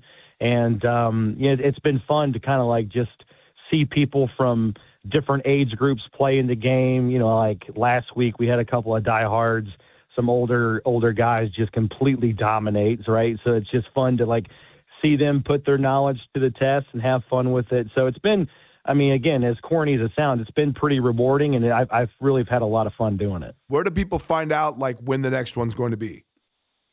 So I'm putting it out there on social media, right? So follow me on social media, on X, at Maytay Colts, and just continuing to kind of update, posts on where we're going to be and some of the new dates that we've added. So just for the immediacy of things. So again, tonight we're at Greenwood at the Ale Emporium. Next Thursday, so a week from tonight, we're at Tiebreakers downtown on Mass Ave. 2 weeks from tonight, so I think that's the 19th, we're back at the Ale Emporium in Greenwood. The 20th, which is a Friday, O'Reilly's in Speedway. And then the 26th or the 27th, it's a couple Thursdays from now. You might want to double check me on this, but in late February, late February on a Thursday, we're at the Dugout for the first time doing it with Indiana Sports Trivia. So again, it's just something fun to do and look forward to and get out and enjoy some beverages and test your knowledge on sports trivia. Matt Taylor, in true Jeopardy style, do you keep track of all the people that have won, and then do you do a tournament of champions, and the winner of the tournament of champions gets to sit in with either Rick Venturi, or whomever in the broadcast booth for a game? That is a wonderful idea, Eddie. Now the wheels are definitely in motion right now. You're killing it. And that's been the fun part too, is coming up with, because I think we all have like different wheelhouses, if you will. So what I've done, Jake, is I've come up with the categories or the themes, and then I write answers down to, what would fit in within the theme, and then I write the questions. So I kind of like do it in like reverse order, so to speak. So if you have any like good ideas for like a theme, because what I don't want to do. I got you, yeah. So in other words, like all the answers to this next question are people that would have been on the Indiana All-Star team or whatever, that kind of thing. Exactly. Yeah. So I mean, like I got a fun theme called, The Other Guys, which is like, famous events in Indiana sports history where like one player is known for something big, but like another person involved in it that we maybe kind of forgot about it, So that's been a fun theme. I got another, section where I just flash up a picture on a screen and people have to identify like an old school obscure Pacer or a Colt or IU basketball That's player. the Granville Waiters category. Yeah. Right. So like, if you have any good ideas for themes, because what I don't want to do is like ask people about. I don't want to ask them like 6 straight questions about Colts running backs. Well, Right. if you don't know the Colts, you're kind of hosed for an entire round. So what I want to do is kind of like sprinkle a question about Purdue and IU and the Pacers and Colts in every round to kind of keep it fair and keep Mix it in some Franklin football. Right? If you want to stump everybody and everybody leave right away, that'd be a great call. Here you go, Matt, right here. My favorite place, my haunt, the Bulldog. Hey, Jake, it's Dave from the Bulldog. I'd love to get in touch with Matt, see about him doing his show. There you go. Absolutely. Pass it on, pay it forward. Let's talk. Mix some, I will send you his number. Mix in some Butler trivia with it at the Bulldog. Matt, appreciate it as always. Prediction on the Super Bowl. Yeah, I'm going to go Seattle. I just think their defense, and then, you look at New England's inability to score inside the red zone consistently that's kind of like their one big problem is having to settle for threes inside the red zone. So I'm going to go Seattle, probably a close game, but maybe a 2-score game by the end of it, when Seattle at the end of the fourth quarter kind of separates themselves. My only prediction for the Super Bowl, Matt, is this. You ready? Yeah. A defensive player for most valuable player. I'm here for it, man. My one prediction. We had Pat Coogan be the offensive MVP in the Rose Bowl. That's right. This is the year. Okay, so tonight, Ale Emporium in Greenwood. Is that right? Yes, 7:00. All right. Appreciate it, Matt. We'll talk to you soon. All right. Appreciate you. Very cool. Matt Taylor, the voice of the Colts and Indiana trivia, for that matter. We come back. We will take a look again. NBA trade deadline. Clock is ticking. The sands are running through the hourglass. And yet we have yet, or do we, to have heard the Pacers' name. We'll get back into it.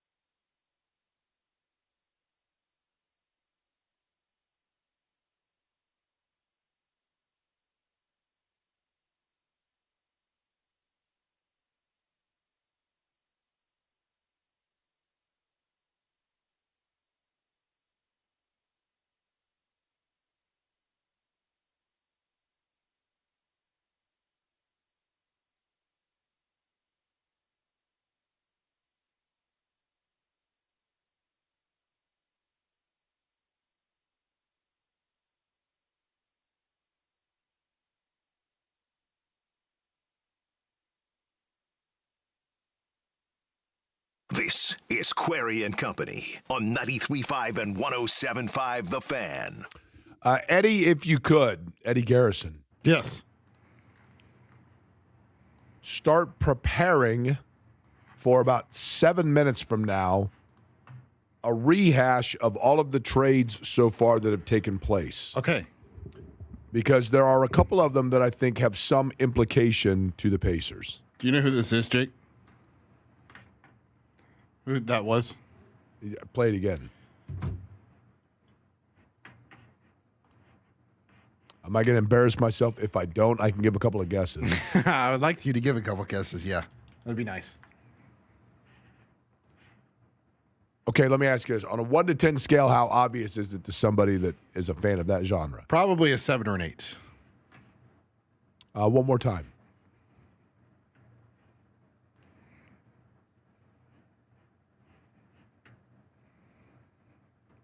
Now, I've not heard any of Bad Bunny. I know he's playing the halftime show, but I believe most of his he is mostly in Spanish, so it is not that, correct? That is not Bad Bunny. He was just announced that he is coming to Indianapolis this summer. He will be performing at Lucas Oil Stadium.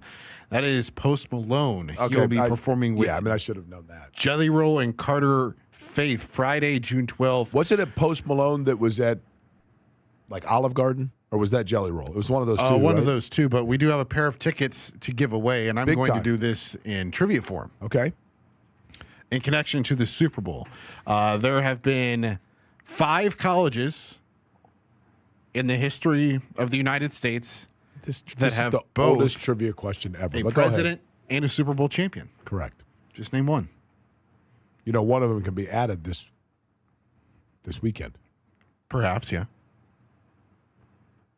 Do you only need one? Yeah, just name one. What about this?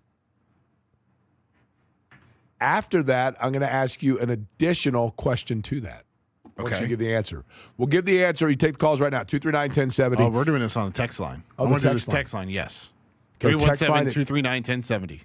So text your answer. One of the 5 schools to have produced both a Super Bowl winning quarterback and a U.S. president. And then I'm going to double down a question for Eddie based on that, and we will recap the NBA trade deadline next.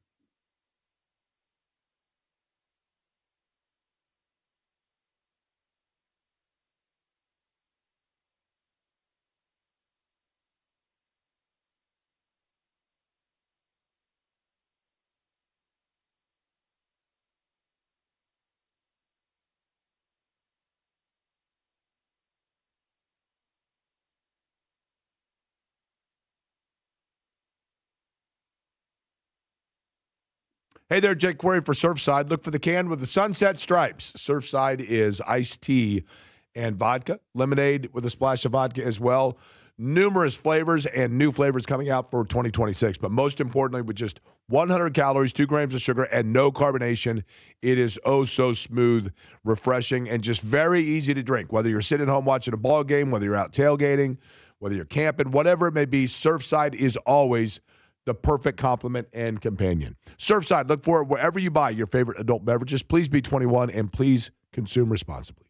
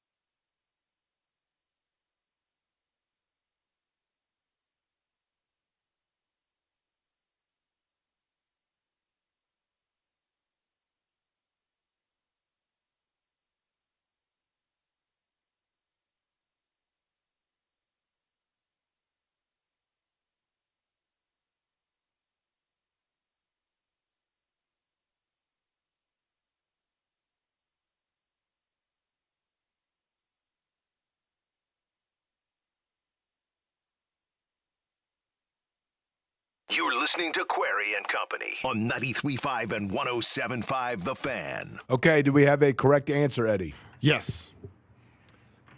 Who chimed in?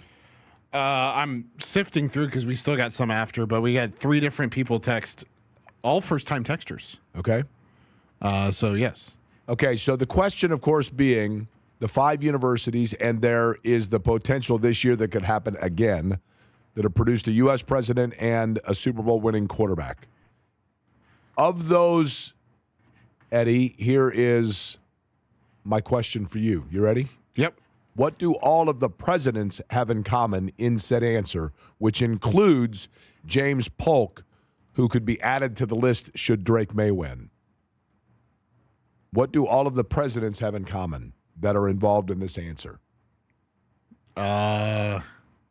They're all within the last 15 years or last 15 presidents? I have no idea. No, they are all one-term presidents. Oh, okay. Now, of the schools, only one of them has produced 2 Super Bowl winning quarterbacks. Which school? I do know this one. That's Stanford. Correct. Jim Plunkett and John Elway. And by the way, Jim Plunkett is the only quarterback in NFL history to have multiple Super Bowl winning starts and not be in the Hall of Fame. Eli Manning, of course, is eligible, and it doesn't look like he's going to get in this year. We find out tonight that answer, correct? That is correct. And if you're wondering what those 5 colleges are, Delaware with Joe Biden and Joe Flacco, Michigan, Gerald Ford and Tom Brady, the Naval Academy, Jimmy Carter and Roger Staubach, Stanford has already been mentioned. The president Hoover, was the quarterback, yeah. Herbert Hoover, yes. And then Miami of Ohio, Benjamin Harrison and Ben Roethlisberger.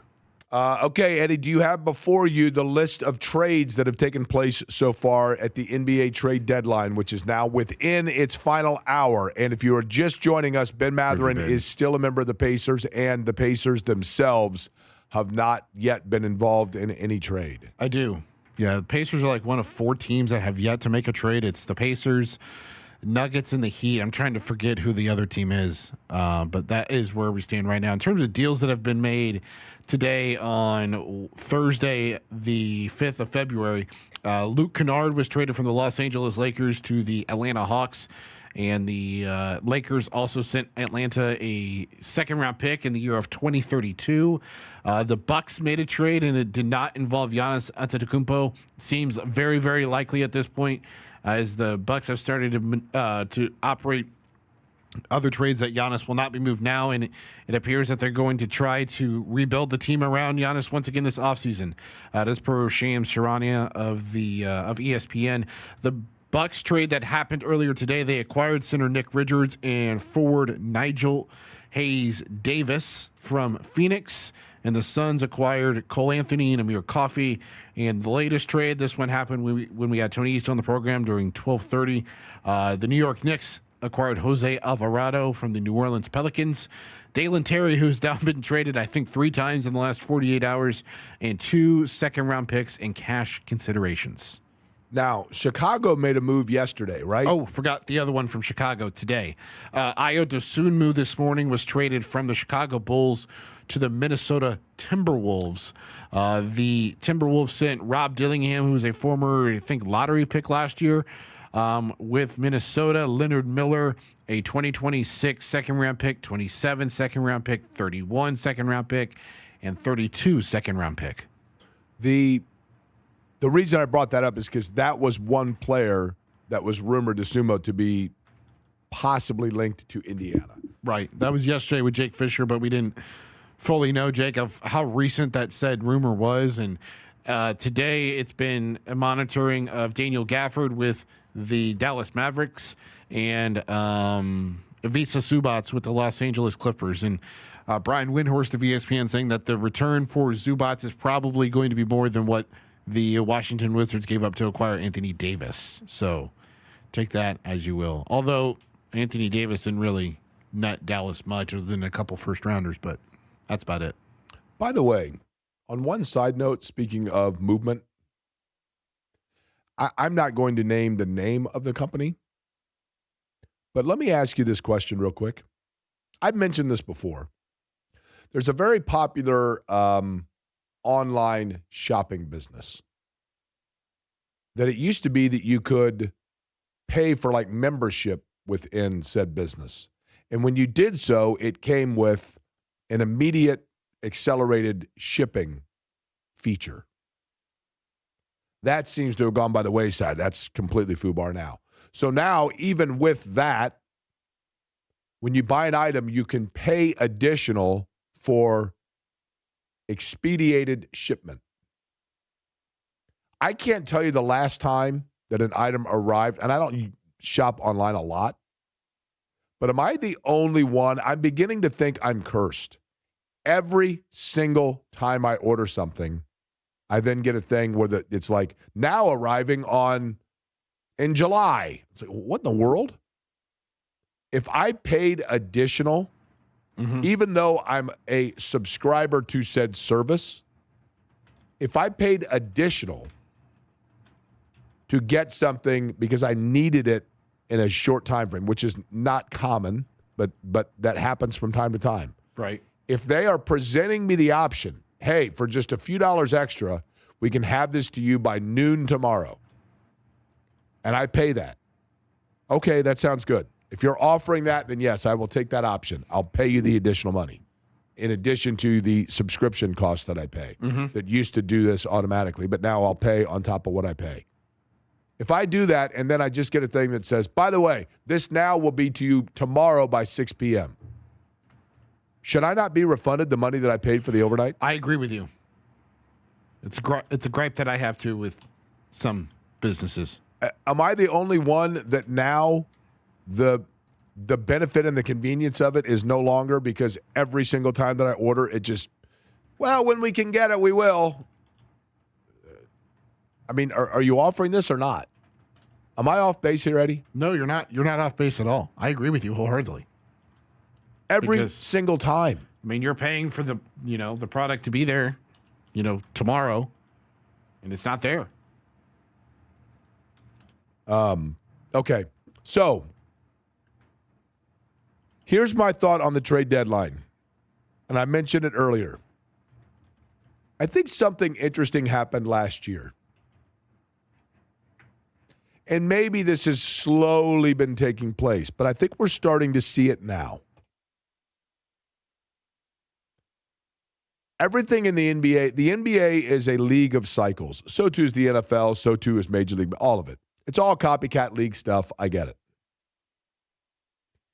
And I do push back a little bit on the narrative or the popular sentiment when LeBron and Wade and Bosh all went to Miami, and yeah, it was pretty tired. And the whole, how many are we going to win? Not 5, not 6, not 7. I get it. And that began to rub people the wrong way. And that changed a lot of the way the NBA was perceived. And at that time, I really felt like we had entered into a new era that we could never go back from. And it's the AAU influence. And allow me to explain what I mean. In AAU basketball, I remember when I was a basketball player and played in high school, and I was a fringe player, but I had friends that were very good players. And I remember Indy Northside in 1987. They were the national champions. They went to Seattle, and they won the AAU national championship. And they were, as they won, moving along the way, by the time they got to the Nationals, it was a team that was basically an all-star makeup of the different teams within an AAU league in Indianapolis. So if the Riverside team knocked out Wheeler, they picked up Wheeler's best player, and they're like, hey, do you want to come with us now when we go on to and play Michigan City? And then they beat Michigan City, and Michigan City has one player, and like, we're going to state, or we're going, do you want to come with us? So you pick up players along the way. And I always go back to the movie Hoop Dreams as well, which was my high school graduating class. And in that movie Hoop Dreams, which is the documentary about basketball recruiting, they show a bunch of kids eating pizza in the dormitories of the Nike All-American camp. Actually, it might have been 5-star. Back then, it was ABC, 5-Star, and Nike All-American Camp. Those were the big camps. And it was Juwan Howard and Jalen Rose, and like they're all eating pizza. Alan Henderson might have been there, Chris Webber, my high school graduating class. But that was the beginning of then you saw the Fab Five. Ray Jackson, Jimmy King from Texas, Juwan Howard from the Chicagoland area, Chris Webber, Jalen Rose from Detroit, all going together to Michigan. And I remember at that time thinking to myself, this Michigan roster was accumulated over the course of these summer camps where these guys all got to know each other, understandably, and it's cool. It's not a bad thing. But you get to know guys from different parts of the country or different cities, and then you get the AAU mentality of, yes, I know these guys because I play against them, but also because we knocked them out or they knocked me out, and then I joined forces with them. So the mentality of combining forces as opposed to going back into the lab and coming back in next year to improve that much more was embedded. And all of that was during the time that Michael Jordan was building a dynasty with the Bulls and coming off of the dynasty of the Larry Bird Celtics and the Magic Johnson Lakers. And it's very easy for us to go back and look at that era and say, see, guys don't have the toughness of Jordan. Guys don't have the toughness of Bird and Magic. Well, there's some truth to that. But let's also not forget that Magic walked into a situation where arguably the greatest player in the history of the game was already on the floor in Kareem as a teammate. They 2 years later drafted James Worthy, number 1 overall, out of Carolina, who's a Hall of Fame player. They already had, Jamal Wilkes, who had been a dynamic college player, and Bob McAdoo was there, who was an unbelievable NBA veteran. And in Larry Bird's case, he goes into Boston, sure, but they'd made the trade also to acquire Kevin McHale, and they had Robert Parrish, and Dennis Johnson was an unbelievable player. Larry Bird says one of the best he ever played with. Bill Walton, who was a legendary player, was in the twilight of his career, but they acquired him. They had ML Carr and Cornbread Maxwell. They had really solid pieces already. And in Jordan's case, when he was a younger player for Doug Collins, yes, you can sit there and say Jordan didn't go out and ring chase. Correct. But he did. Yes, Eddie? The Indiana Pacers have their center. According to Chris Haynes, the Los Angeles Clippers are trading Ivica Zubac to the Indiana Pacers. Does it say who Indiana is sending? Not yet. Shams Charania just tweeted it out with the graphic, too, of Zubac in a Pacers uniform. The return has not been announced. Okay, that is a massive get. And I'm going to get to that in a second. But what I was going to say is this. Jordan did go out and request for other players to come there to join forces with him. And now what we are seeing. So, in other words, Jordan was, don't get me wrong, but the narrative that Jordan just sat and dealt with who was there for him, not totally accurate. In his second run, he had the greatest rebounder, the best European player. I mean, he had other great players around him, much of which he used his influence to get. But then we got into the AAU era of NBA that began with LeBron and the building of the super teams. And I wondered as I was watching last year with Indiana, after we'd seen the era of the super teams being built and the combining forces of all-star players and the two-headed monsters and three-headed monsters. And if you look at last year's conference finals, I mean, you have New York. Karl Anthony Towns is a star, but Jalen Brunson is, they were Josh Hart. I mean, they used the Villanova pieces, but they were a true team. The sum better than the individualized parts. And the same was true of what Indiana built. And you wonder if some of the trade deadline movement and the lack of seeing the combination of big-time forces, if that was not the result of a copycat league and teams seeing what happens when you have true solidarity of a team. Now, as for what Indiana appears to have just landed, this is a big-time get. This is a very, very, very good player who's 28 years old and is a 7-foot, 240-pound guy. He does not have, I don't think, the fluidity and the range of motion that you had with Miles Turner. And I don't mean to compare everything to Miles Turner, but if you look at Indiana a year ago and you look at that team that was a half away from winning the NBA title, so much of that, as we've talked about a lot on this program, was based on, and a big part of that was, in fact, Miles Turner and his ability to rim protect, and then, of course, going the other way, his outside shooting ability. Zubac has increased with each and every year.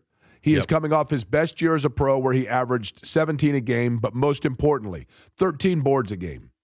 The game I'll always remember with Ivica Zubac, Jake, is he almost had a 30-30 against the Pacers. 30 points and 30 rebounds. Like it was some crazy game where he finished with 29. And he's a really good screener.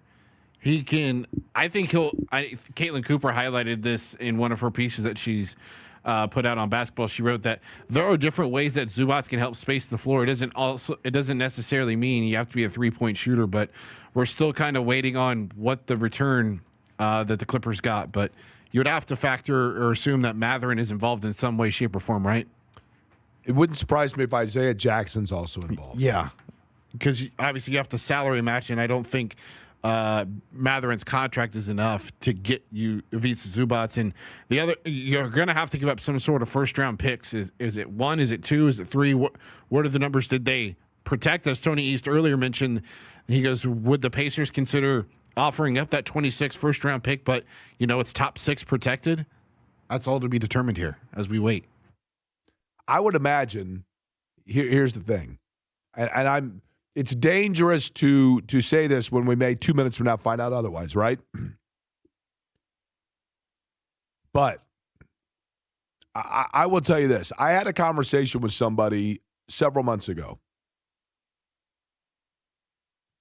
and said it would be my prediction or understanding that Ben Mathurin would be used as a piece to acquire your starting center of the future, and the draft would then be used to acquire the replacement for Ben Mathurin. And the reason I said that, as I've said before, is because I believe, and I think people with influence of the Pacers believe, that the center position is one that requires the most growth and is the position that at the NBA level needs the most time to develop. So you can't just go out and draft a guy at center and have him ready to go. But the wing requires less growing time. The wing position, there's less acclimation period necessary. And so you can replace Mathurin more easily through the draft than you can a center. And when I made that observation to someone of influence with the Pacers, they simply said, yeah, I think that's probably a very accurate and astute, statement. It wasn't an original one, but, it led me to believe that the Pacers are looking at this year's draft, which up front of it is a very wing-loaded draft. And therefore, Eddie, it would stun me if they move away from what they think, I think, is a major coup that they have sitting in their hands, and that's that draft pick. I think the Pacers, and I may be totally proven wrong here, but I would be stunned if this deal involved a pick as well as an active member of the roster. Jake Fisher with the Stein line reporting that Benedict Mathurin is going to the Clippers, a part of this deal. for Ivica Zubac. Still haven't heard anything else outside of what the Pacers are giving up. Now, it's interesting, Jake, because the Pacers are having practice right now over at the Ascension St. Vincent Center. Okay, $18 million a year is what Zubac right now is making. He is contractually bound. We'll see how much longer he has on his deal. He is signed, and already, by the way, he is already listed on Sport Rack as an Indiana Pacer. And he will have 3 years left on his deal. He will be an unrestricted free agent at the end of the 28 season. So they will have him for the remainder of this year and then 2 years after that. That obviously aligns with the window because you have Siakam and then obviously the rest of the contracts that are there. I would be surprised. So if you're looking at $18 million, can you look up the Pacers payroll by chance, Eddie? Or I can do it right here. If you're looking up $18 million, you've got to match within, 80% of the two contracts? Is it? Or is it 60? Something like that? I thought it was 90. It could Okay, be, I don't know, maybe somewhere around that. But either, so let's say 15. They got to come up with $15 million, right? Essentially. So if you were to look at that, the Pacers, in terms of their salaries for this year, okay? Isaiah Jackson's at 7.5. Then after Isaiah Jackson, you've got, what is the contract for? And Matherin Matherin's at 9. So if you throw Jackson in there, you're close. You're real close. Shams Charania currently on ESPN saying that Pacers are giving up Isaiah Jackson, Benedict Matherin, and significant draft compensation. Okay. I would be stunned if that draft compensation is this year. I'm telling you. And Isaiah Jackson, I've watched him a lot lately. And the reason I've watched him a lot lately is because I've been very intrigued by how he plays after coming off the surgery that Tyrese Halliburton had. And it's a little bit different because Jackson's movement is a different necessity than the movement of the way you want Halliburton to move. But I do think that Jackson, who I like, and my understanding is Isaiah Jackson is just a wonderful young guy and good teammate, all of that. And I really liked him and was intrigued by him prior to the injury. But I do feel like now he's kind of just a guy, and I hate to say that about him. So Shams just got more word on this. The Pacers are also getting Kobe Brown in this deal. They're giving up 2 first-round picks and a second-round pick. The 2029 first from the Pacers to the Clippers is unprotected, and I believe he just said that the Pacers were willing to part with the 26 first-round pick, but it's heavily protected. Okay, heavily protected would mean if they end up in that, I'm telling you, they're not getting, you mark my words, I will stand up on top of this building and shout this. If the Pacers have a chance to draft a player in the top 5 of this draft, there is 0 chance you can pry that from anything other than their cold, dead hands. No way they're giving that up. No way. Boozer, Wilson, Peterson, Houston, BYU, there's no way they're parting with that if they have a chance, because that right there, if you get one of those 5, you put them on this roster with Zubac and then Siakam. You notice Jarris Walker wasn't included because I think they really like of late where he has come along. Nembhard, Halliburton. I think they like what Furphy's doing. If these guys all are healthy and Halliburton is back to 90% of what he was, I'm telling you right now, this time a year from now, they're going to be rolling. All right, so this is from Shams on Twitter now. Clippers are receiving the 2026 first-round pick from the Pacers. It is protected 1 through 4 and 10 through 30, plus a 2029 unprotected first-round pick.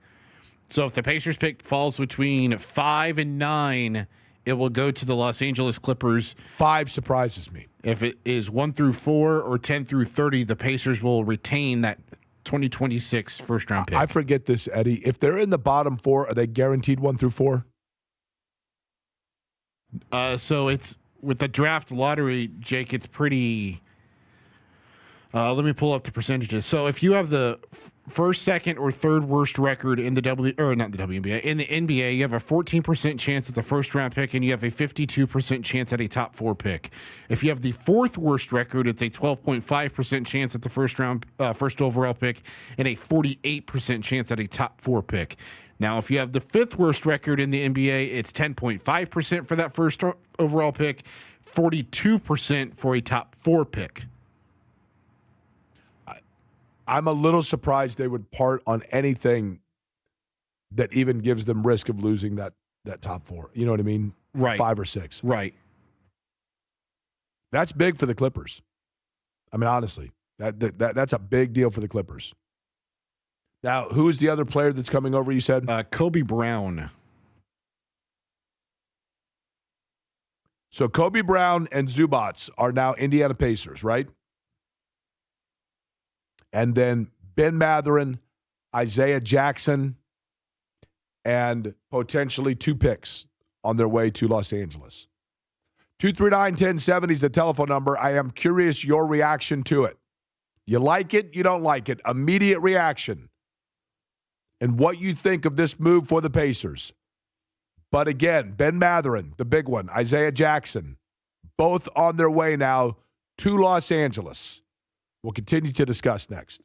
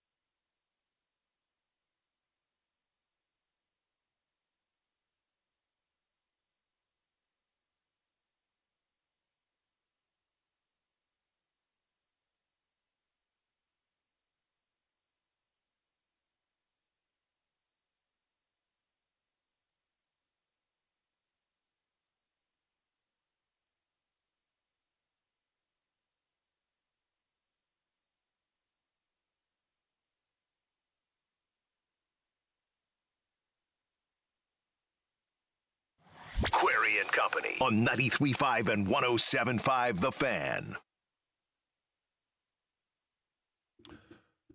So if you're just joining us on the program, Where have you been? on this NBA trade deadline edition, with just about 45 minutes left in the NBA trade deadline Thursday, the Pacers have made the move that was anticipated.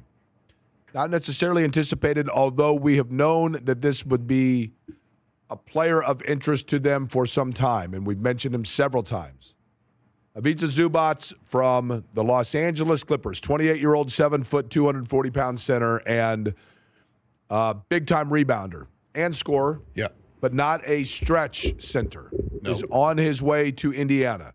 Isaiah Jackson, Benedict Mathurin on their way to the Los Angeles Clippers, as well as a 2029 first-round pick and a 2026 first-round pick of Indiana's in this year's upcoming draft, unless the Pacers have a top 4 pick or a pick outside of the top 10. In that event, Indiana would. So if it is 1 through 4, Indiana holds on to it. If it's 10 through 30, Indiana holds on to it, right? That is correct. And if the Pacers do hold on to the 26th pick, the Clippers would receive a 2031 unprotected first-round pick. And for those the people that are saying that this is too much, like, you have to think about this from the grand picture, Jake. We've kind of been talking about it. Tony East, Dustin DePurak, Scott Agnes, all the people that we've had on that cover the Pacers have hinted at this, that Benedict Mathurin was not going to be a player that they really wanted to re-sign this offseason because it just didn't feel like he fit in with what they want to do offensively and how they want to play. And so to get a player like Ivica Zubac to pair up with Tyrese Halliburton, essentially for Isaiah Jackson and 2 first-round picks, I think it's another excellent job by Kevin Pritchard, Chad Buchanan, Ted Wu, everybody inside the front office for the Indiana Pacers. But the risk here, I do believe the risk is, and again, what's that? I said, I know there's a song that the Heat is on, but I wish we could replace that. I don't know if AI can do this or not, Jake, but the tank is on. I mean, you would have to think, right? Yeah. Because, and I get it, you want, realistically, there are, in my opinion, there are 5 players in this draft that you really are interested in. But for Indiana, they probably are saying, no, it's 4. If we're inside those top 4, we want this pick if it's inside those top 4. And you're talking about DeBanza from BYU, Peterson from Kansas. I would be Wilson from North Carolina. Caleb Wilson from North Carolina. And Boozer. And Boozer from Duke. Now, the guard out of Houston, you know, they may say, look, we're good at that position, so that's not of interest to us. So maybe their thought process is, it's great that we have this first-round pick, but if it's the 6th or 7th or 5th round or 5th pick overall, that's not of as interest to us as the others, presuming those go top 4. I can only imagine, can you imagine if they, and this is where the risk falls, if one of those 4 falls to, say, 6 or 5, and you don't have that pick now, that's where the risk runs. So I do think there's risk here. I get it. You have a window with Siakam, with Halliburton back, and you've got to give Halliburton probably a half a year to get into flow. But you have a window here of your core, which is Nembhard.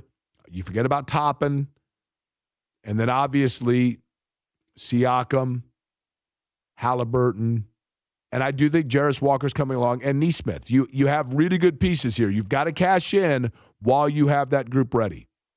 Andrew joins us at 239-1070. Andrew, what's up? Yeah, just heard you talking about the trade. I am not a fan of it. I think Mathurin could have really helped us out in the future. I mean, we made the NBA Finals last year, and he was a big part of that. And I think if you were going to run it back, then that would have been a good idea rather than trading away that piece and now giving up the potential top, pick that you were going to get next year. There's a big risk. Yeah, we're in the bottom portion of the league right now, but, with the NBA lottery, you just never know how that's going to go, even if we have the worst record it happened. The Mavs doesn't it jumped feel up like, last year. Andrew, here's the one thing. Doesn't it feel like the NBA and basketball gods finally owe it to the Indiana Pacers to have the lottery ping pong balls go their way? Doesn't it feel that way? They lost the coin flip for Ralph Sampson. They had the frozen envelope for Patrick Ewing. On and on and on. This has to be the year, does it not, Andrew? I mean, it could be, but they could be doing the same thing for LA, and this could be their year where they get the top pick and it falls for them. Well, no, but the top four is protected. So if the ping pong balls fall the way for Indiana to go 1, 2, 3, or 4, they hold on to it. Yeah. That's you could get bumped out of that. I'll still take a guy, after that. I think anyone in that top pick, a top 10 pick, will help out this team. I would agree with that, Andrew. I would agree with that. One thing I will say, though, keep in mind, Mathurin is a top 10 pick that you're sitting out there, right? The Pacers have been really good at trades, and they've been probably average at drafting, at least in terms of high. Now, Nembhard was a hell of a pick, no question about it, right? And that was a later pick. And Jackson was, before the injury, a good later first-round pick. Scott's up next. What's up, Scott? Hey, Jake. I've been listening, and you hate to give up a guy like Mathurin, but I'm beginning to side with you. I'm beginning to lean your way because the Pacers are the second or third worst record right now? How close are they to that 4? That's a good question, Eddie. Where do things lie right now? So right now, the Pacers are third. I guess they're tied for third right now with the Brooklyn Nets. Now, one thing to note is that a game behind them technically is in front of them is the New Orleans cushion? Pelicans. Right now, they're tied for third. They have a 1-game advantage over Washington, who is 5th. And they've lost tiebreakers with those teams too, I believe. They still have 2 games with closer to Washington one. coming up. Uh-huh. Yeah, I think this could be potentially the biggest trade the Pacers have ever made. And I don't mean as far as size, but if they're one player away from a championship, I mean, you need that rim protector, you need that rebounder. This might be the pieces that puts them over the top. By the way, Scott, I'm for it. I totally trust what the Pacers are doing. I believe in Carlisle. I believe they realize what fits and what doesn't. And you said Toppin would still be here, right? Yeah, oh yeah. I'm saying you almost forget about him because he's been hurt, right? I think we're on to something here, Jake. I really do. I mean, let me ask you something, Scott. This could be. Scott, what are you doing? What are you doing on the 19th or the 20th of this month, coming up in a couple of weeks? You got big plans? Is that the day? Is that the day of the Purdue game? Well, I don't know. That's when the Pacers play the Wizards, and if you're interested, they might put you out on the floor, right? Because we got to stay in this bottom 4, right? Right. So we, right. If you're interested, Scott, they might put you out there. I'm telling you.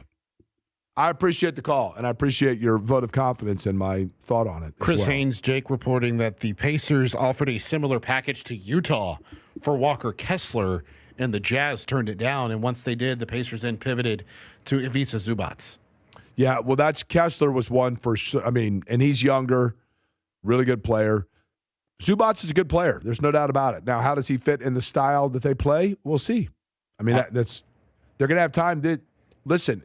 If I'm the Pacers, I'm doing nothing for the next 3 months here.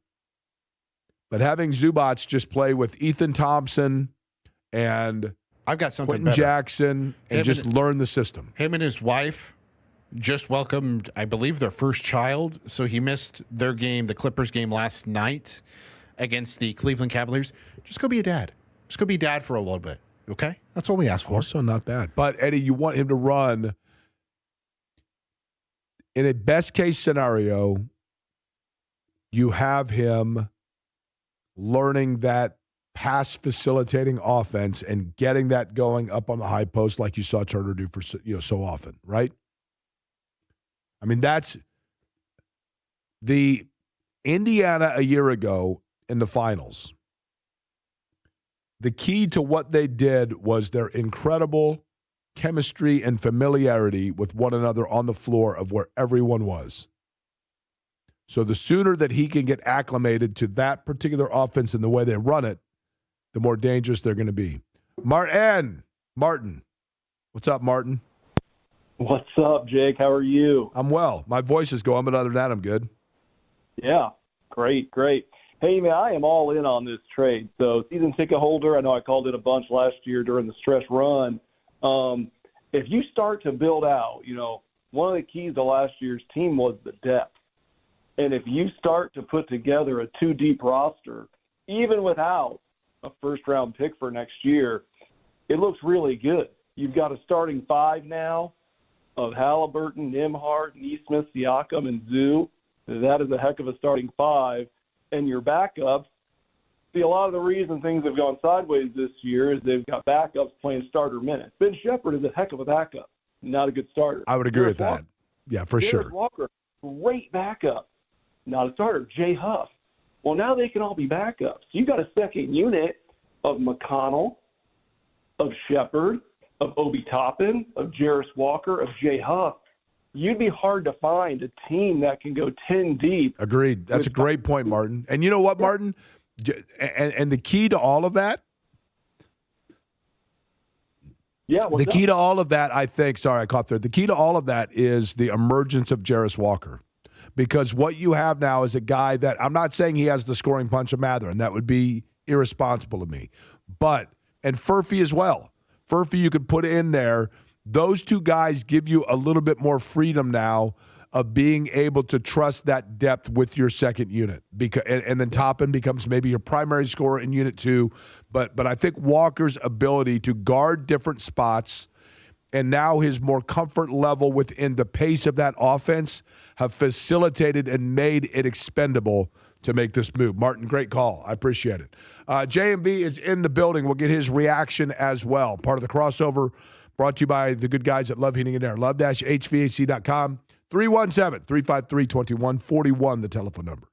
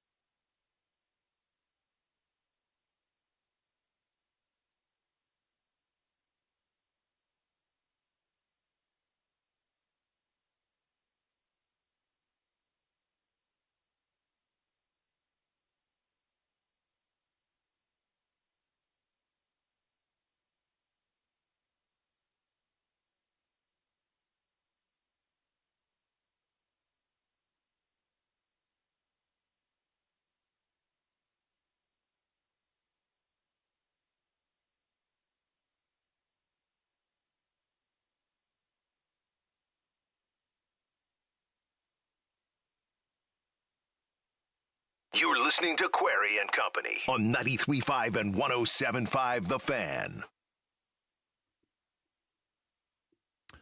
A lot of text messages, which I appreciate. Jake, I'd hope that we draft a dude that would push Neesmith or Nembhard to the bench. That would be great depth. There's a question whether TJ will be back next year. Absolutely fine with Ben and Jackson, Ben Matherin and Jackson being part of the trade.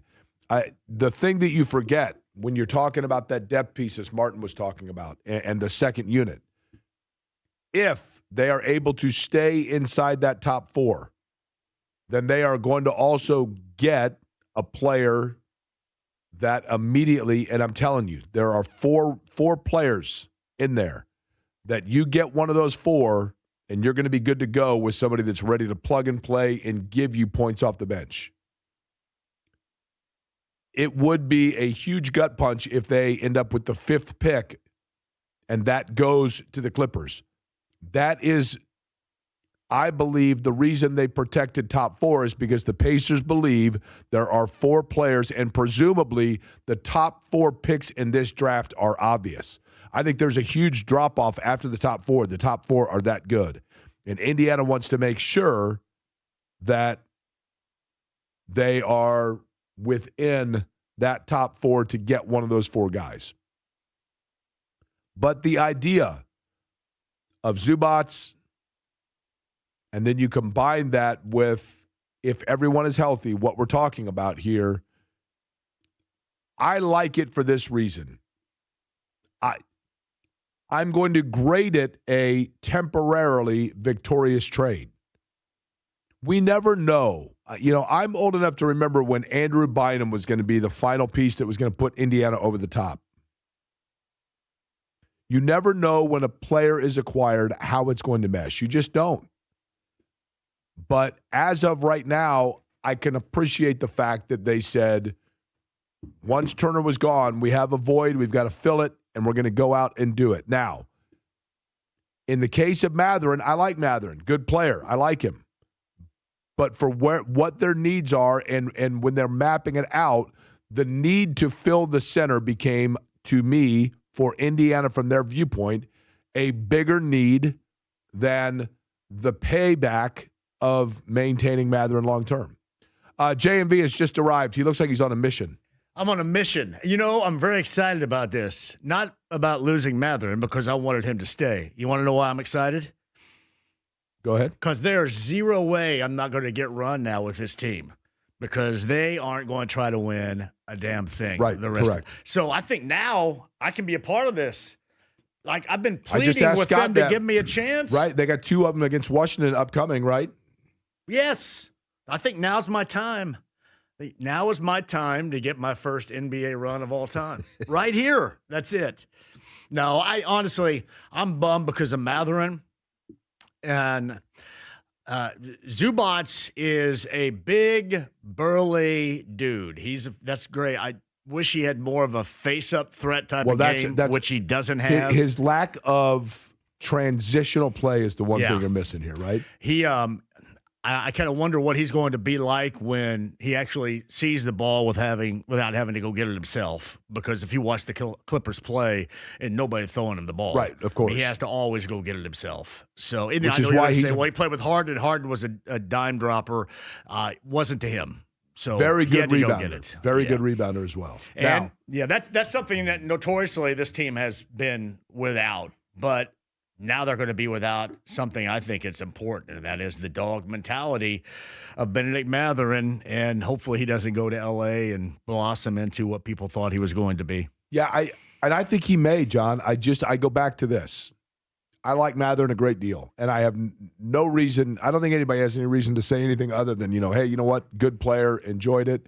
I just think that if he does blossom in L.A., and feel free to disagree with me here, but if Matherin blossoms in Los Angeles, it's going to be because he comes out of his shell in a style of play that is not necessarily exactly what Indiana plays. So what do you think? He, Garland, Leonard, occasionally. What's that Clipper lineup look like I would with think him right that now? That lineup's got to be in constant flux, right? Yeah. You know what I mean? I mean, the Clippers to me seem to be kind of redirecting here. Yeah. I mean, obviously Leonard is really, really good and he's having quietly a fabulous year. But it seems to me like L.A. pushed all in a few years ago, and now they're kind of rebuilding from that. I said this yesterday to Evan Sidery when he was on. I said, in a big, what I would like to have is somebody that has the overall game. I don't want to have to fuse one dude and what he can do with another dude. Let's say Jay Huff can knock down the open three, but he can't do this. But Zubac can do this.